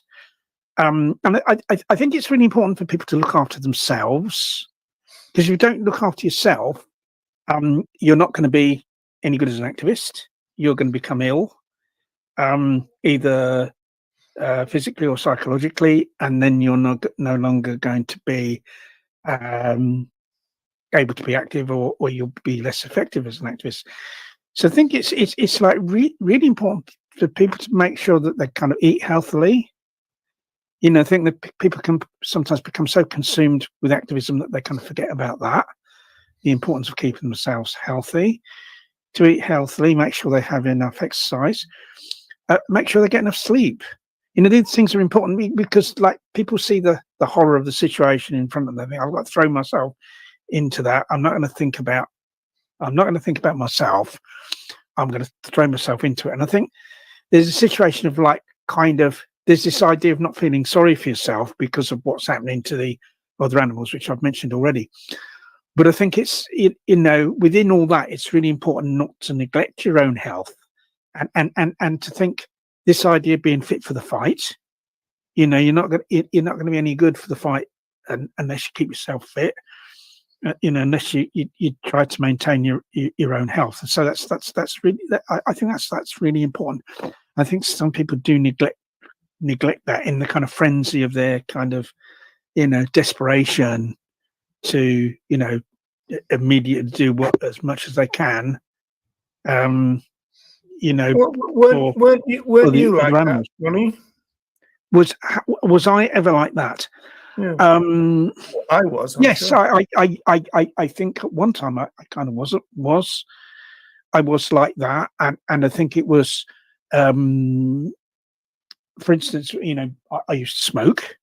If I go back to at the time I was arrested in 1986, when we ended up getting the long prison sentences, I was a smoker. I wasn't a big smoker. Probably smoked about 10 cigarettes a day. I wouldn't say I didn't get any exercise. I didn't get any exercise. I kind of was just totally focused. I was I was doing the press office. I was, dealing with all this stuff from the media.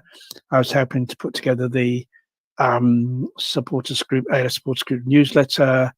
Like all my time, I lived in this little bed sitter, which was like really sparse.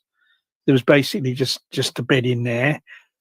I kind of didn't really have any food in there, and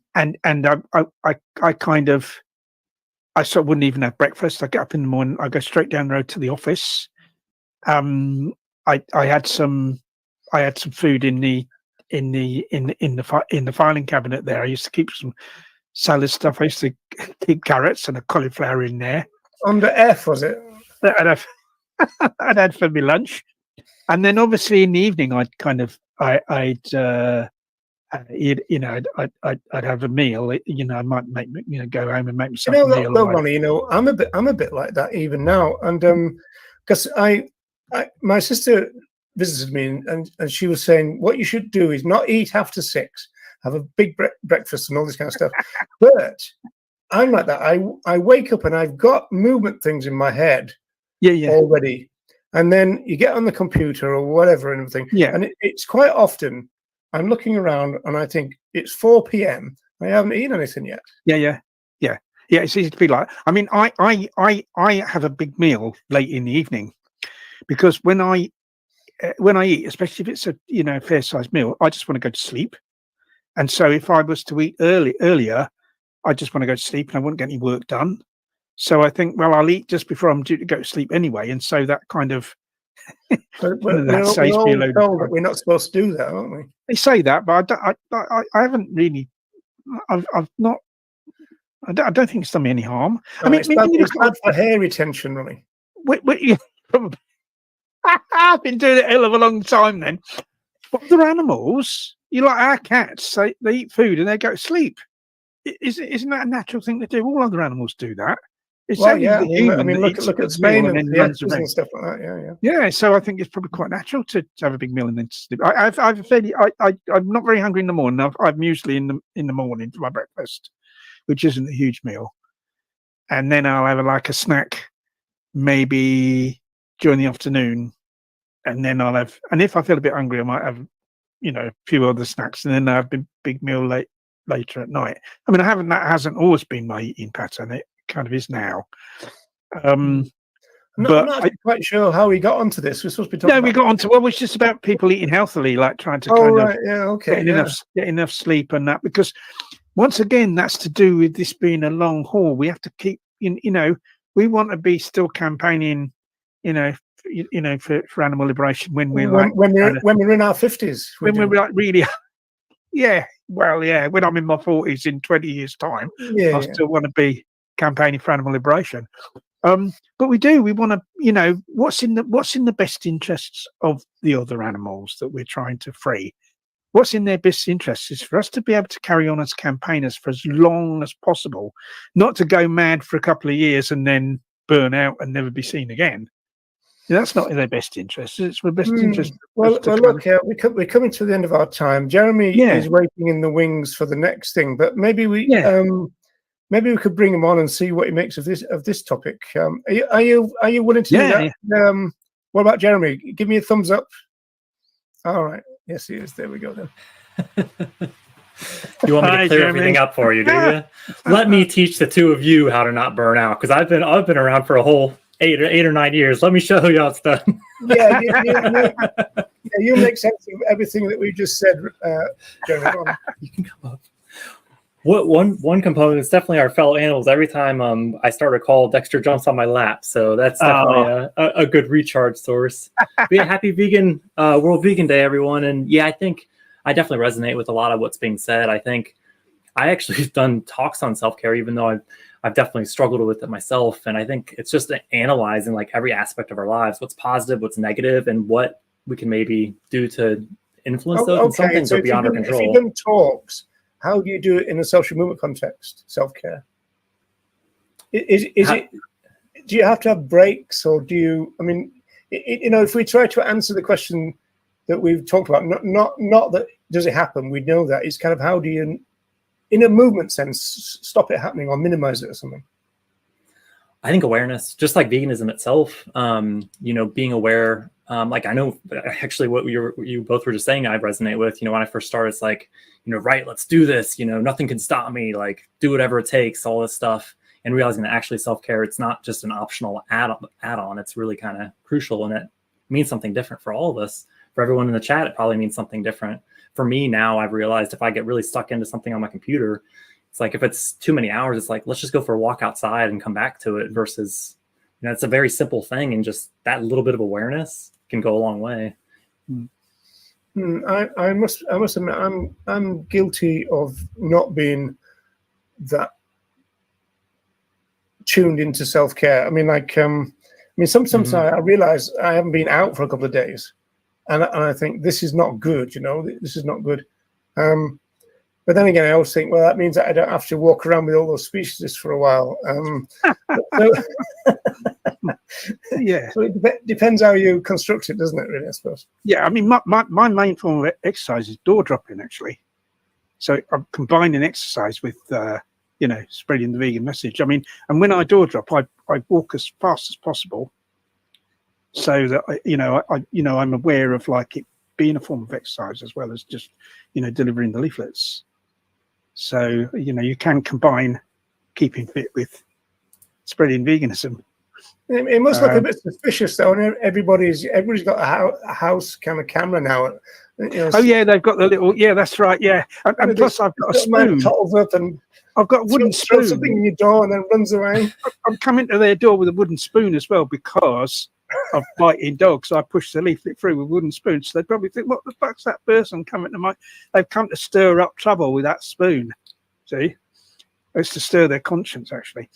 But yeah, so they must think, who's this weirdo with a spoon come to my door, and like they're kind of because I was delivering some leaflets to a member of our vegan group for her to door drop, and I rang her doorbell, and I got this voice saying, "Oh, can you just put them through the letterbox?"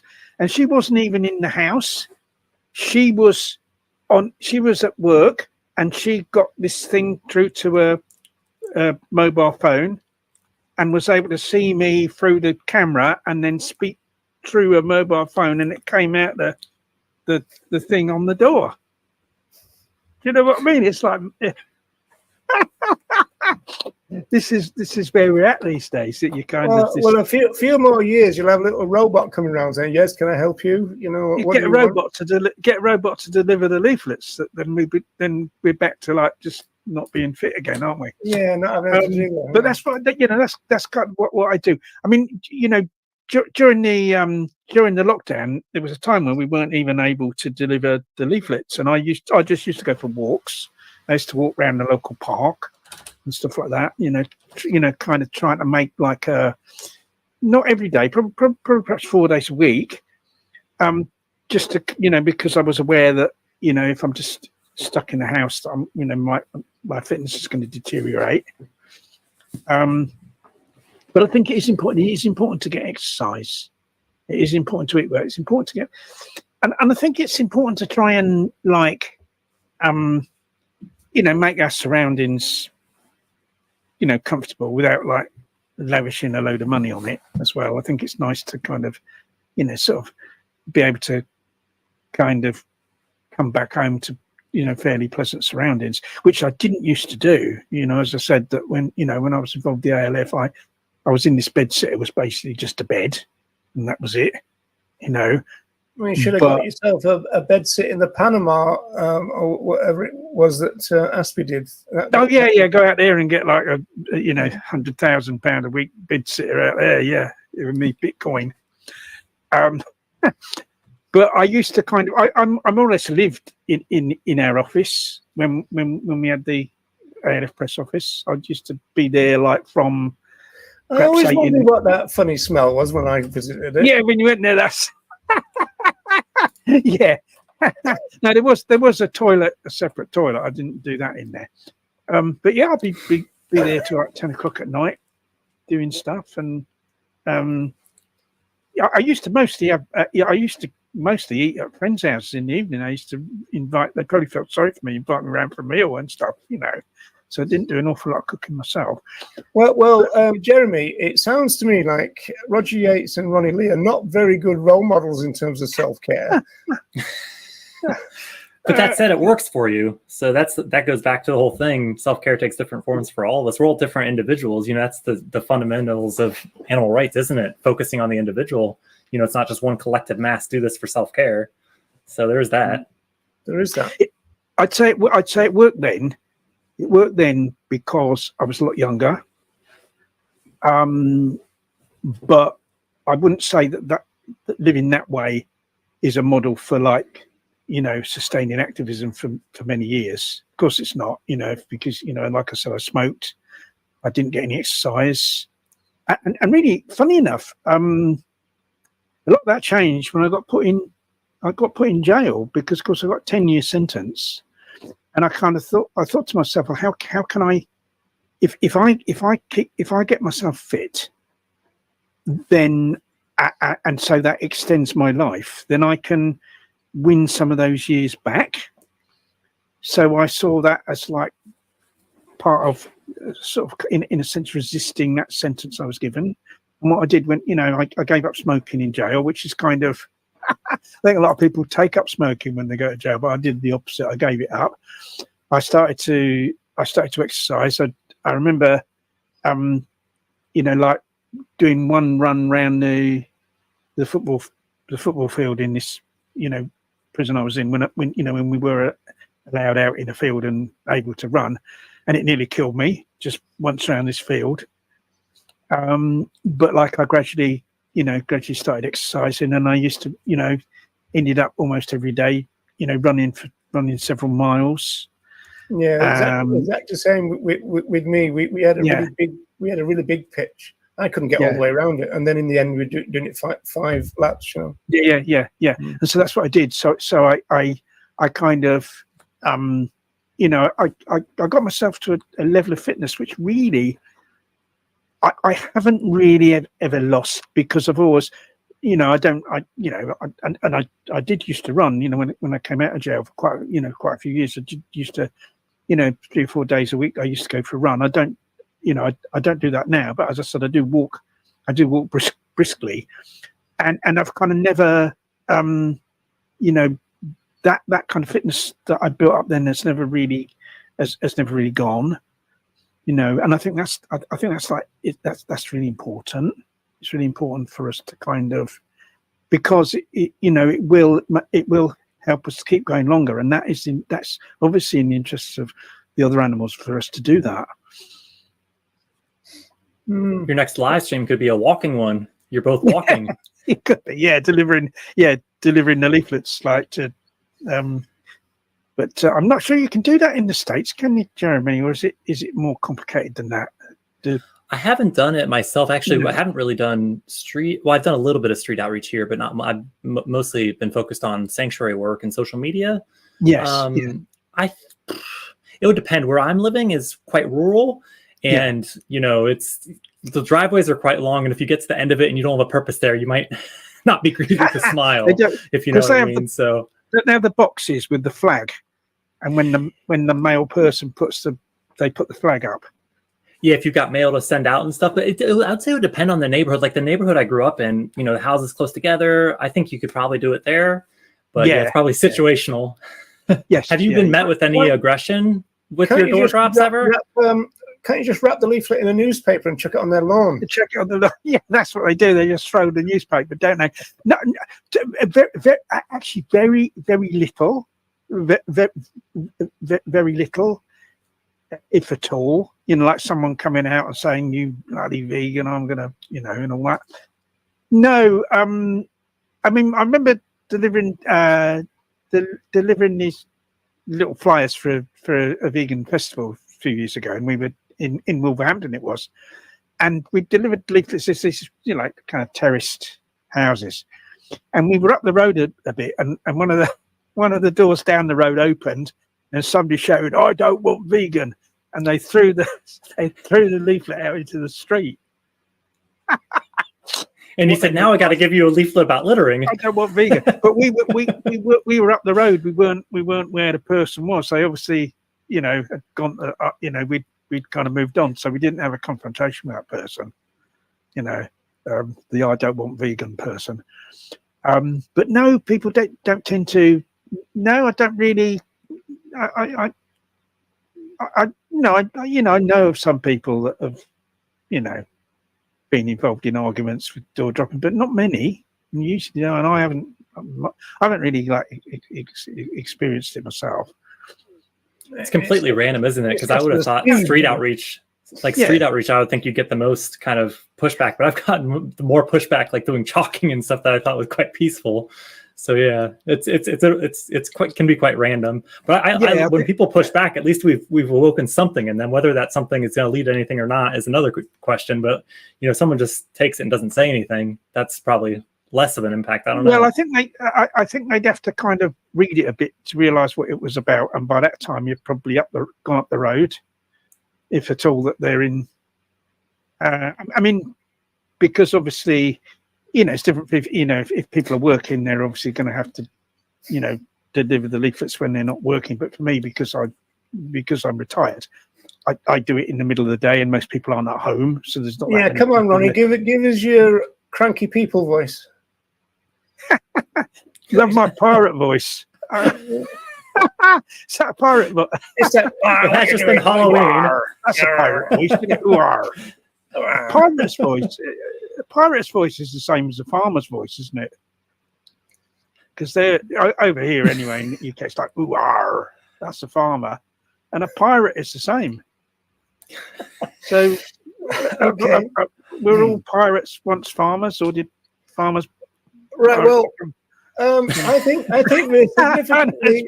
we're sufficiently off topic to close this down now, Ronnie. But the other thing I'd say, there's a couple of other things regarding kind of always what does keeps- this, you know, Jeremy. Talks bullshit for about 20 minutes, and then I go, "Well, we better go then." And he goes, Yeah, I "Well, know. well, Yeah, three, yeah. three But more there's points." one really important thing now, which kind of sort of there's this thing about not expecting kind of too much, really. And I've kind of said that in relation to change. In other words, that we're talking about something long term, and that people come in and think they can do loads and things will change quickly. It doesn't happen, and then they drop out. But I think the other thing is about not expecting too much of other people. In other words, it can be hugely frustrating that like so few other vegans are involved in outreach, because the vast majority of vegans aren't involved in outreach, actively involved in outreach. And I think that can kind of become very frustrating. And I think it's really important to kind of not dwell too much on that. And what I tend to do is concentrate on what I'm doing rather than on what other people aren't doing. In other words, my attitude is, I'm going to do this. Is anyone going to come and help me do it? But even if you don't, I'm still going to do it. And that's how I look at it. I don't base what I'm going to do on whether other people are going to do it as well or not. And I think that's important, because we dwell too much in this vast number of vegans that don't do anything, and this idea of, well, why should I do it when they're not doing it kind of attitude, then that can be very sort of I suppose disempowering. That can become very depressing. So don't think about that. Just think about like what you're doing and the impact you're making. Yeah, I wonder if there's any research on this by now, like Fonalytics or something, about on kind of what gets pejoratively called cupcake veganism. Has anybody asked the vast majority of vegans why they don't? In fact, I think there might have been something recently, just ringing a small bell, when they're kind of explaining their lack of activism, and some of it sounds a bit self-serving, like, oh, well, I don't want to be associated with the extremists and stuff and all that kind of stuff, and but you see, is that the real reason, or is that the excuse? Well, exactly. That's what I'm saying. Yeah. So it sounds as though, oh well, it's easy to say that it's not the real reason, But I kind of think it's to do with people wanting to kind of just be normal and just be ordinary, so to speak. You see what I mean? And it's kind of far easier to be like that as a vegan than it used to be. It's very easy. You always bring it back to that point, don't you? Yeah. Because I think it's very, very easy to slot into normal society. These days as a vegan, you can eat out loads of places. You can get stuff similar to what everyone else eats. At the supermarket, can't you? It's much easier to kind of because you see, like it's kind of, if you ask people how they describe themselves, like if someone asked me how I describe myself, the first words I'd say would be vegan animal liberationist. That's how I describe myself. This is how I've always described myself, right from like when I first became vegan. But like sort of back in the day, people that were vegetarian, when before veganism sort of really took hold, a lot of people who are vegetarian, if you sort of ask them to describe themselves, the word vegetarian wouldn't be the first thing on their list. They'd say, I'm an artist, I'm a mother, I'm a this, I'm that, I'm the other thing, and I'm a vegetarian. It wouldn't be the first thing on the list, you see. And I think kind of veganism has become a bit like that. I think veganism is in some ways the new vegetarianism in that way, that people wouldn't, the word vegan wouldn't be the first thing they'd say if asked to describe themselves. It's just something people happen. Oh, I do all this in my life. I'm doing this, I'm doing that, I'm doing the other. Oh yeah, and I happen to be a vegan. It's a bit like that. What about and you? Maybe because how would you answer that question?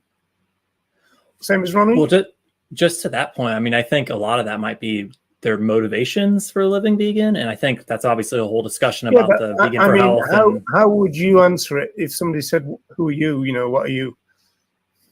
Animal advocate is probably the default. You know, obviously the short and long versions of that, but yeah, I find that works quite well for me. I do think the ethics would need to be at the center of it, because I think there's very, very few advocates of veganism who I'm aware of. That I'd say the same as what you're saying and what Ronnie's saying, but that might be some key to it. The fact that if you're not comfortable saying it, then there's a major issue. Whereas for us, I think we just say it because it's true, kind of thing. Well, and that builds off a conversation I was having with Deb in the chat earlier. You know, how do we think we can make the most impact? I Googled it earlier, and the almighty Google said that there's 79 million vegans worldwide. I don't know how they get that number, but I don't know if you two have looked at similar numbers. But out of that, I mean, very few would be proud to kind of proclaim that to their friends, family, and strangers. So I think somehow empowering people to do that, even just wearing a vegan t-shirt, which I know is a topic that's been discussed in the past, but especially being able, like you say, to respond to common conversations. And I think that will improve our self-care too, because you know, if we go into social situations, which I guess we all do on certain levels, you know, if this comes up, what am I going to say? It's much harder to kind of go into them versus, okay, if this is said, this is how I'm going to respond to it. And then you're not only taking care of yourself, you're, you know, becoming an animal advocate versus kind of just removing yourself from the situation, actively trying to oppose it. It's another complicated one. I seem to have finished the day on complicated issues. Happy World Vegan Day. Yeah. I think that's but you see, I think the thing as an activist is it is very frustrating, and I've known some vegans that got very wound up about that, really wound up about the fact that so few other vegans are active. Yeah, but Ronnie, come on. I mean, like, you know, your entire shtick is that we need vegan education all the time and everywhere. Yes. So I would have thought that if anybody's going to get wound up by that, it'd be you. Well, I think you can. It's a question of not allowing it to get to me. You know, you can say it and you can promote it, but like, you know, not allowing it to get to me, not allowing it to stop me, because people can have this attitude. Well. And I've known people have that attitude. Well, no, you know, no one else is doing this, so why should I put myself out? You know, I've known people have that attitude. You know, and that, and yeah, I don't even understand that attitude myself. No, but they do, like, you know, because I think, you know, it can be disheartening when, you know, so few other vegans become involved in things. You know that can be disheartening in the sense that if you kind of allow it to be, instead of focusing, well, I'm, you know, it's sort of I think it's two things. I mean, I think there's two separate things. First of all, it is disheartening, and then you've got the thing about whether you're going to try not to let it get to you. I mean, I think it's undeniable that it's very disheartening, because I think that's exactly what we need, isn't it? I think it's finding the right way to describe it. How I describe it, it's kind of, it's very unfortunate. Perhaps that's not a strong enough word. It's really unfortunate that so few vegans. It's more tragic. You're looking for. It's more it's tragic. Yes, tragic. But you see, when you're talking about something being tragic, that's like an objective. That's looking at objectively. When you're talking about something being disheartening, that's about how it's kind of affecting you personally, isn't it? So I would find it more tragic than disheartening, because that's why I said there was those two elements. So you've got the tragedy of so few, and then you've got the tragic. It's tragic, but I'm not going to let that stop me. I'm still going to do what I can, whatever other people do and whatever other people don't do. You know, just, you know, I'm still gonna kind of carry on and do the thing. It's like I'll do. I mean, locally we've had a big reduction in the number of activists in our group, for various reasons. I mean, simply some people have moved out of the area. That's one explanation for it. People's work and different things. And you're in it as well. And because of me, yeah.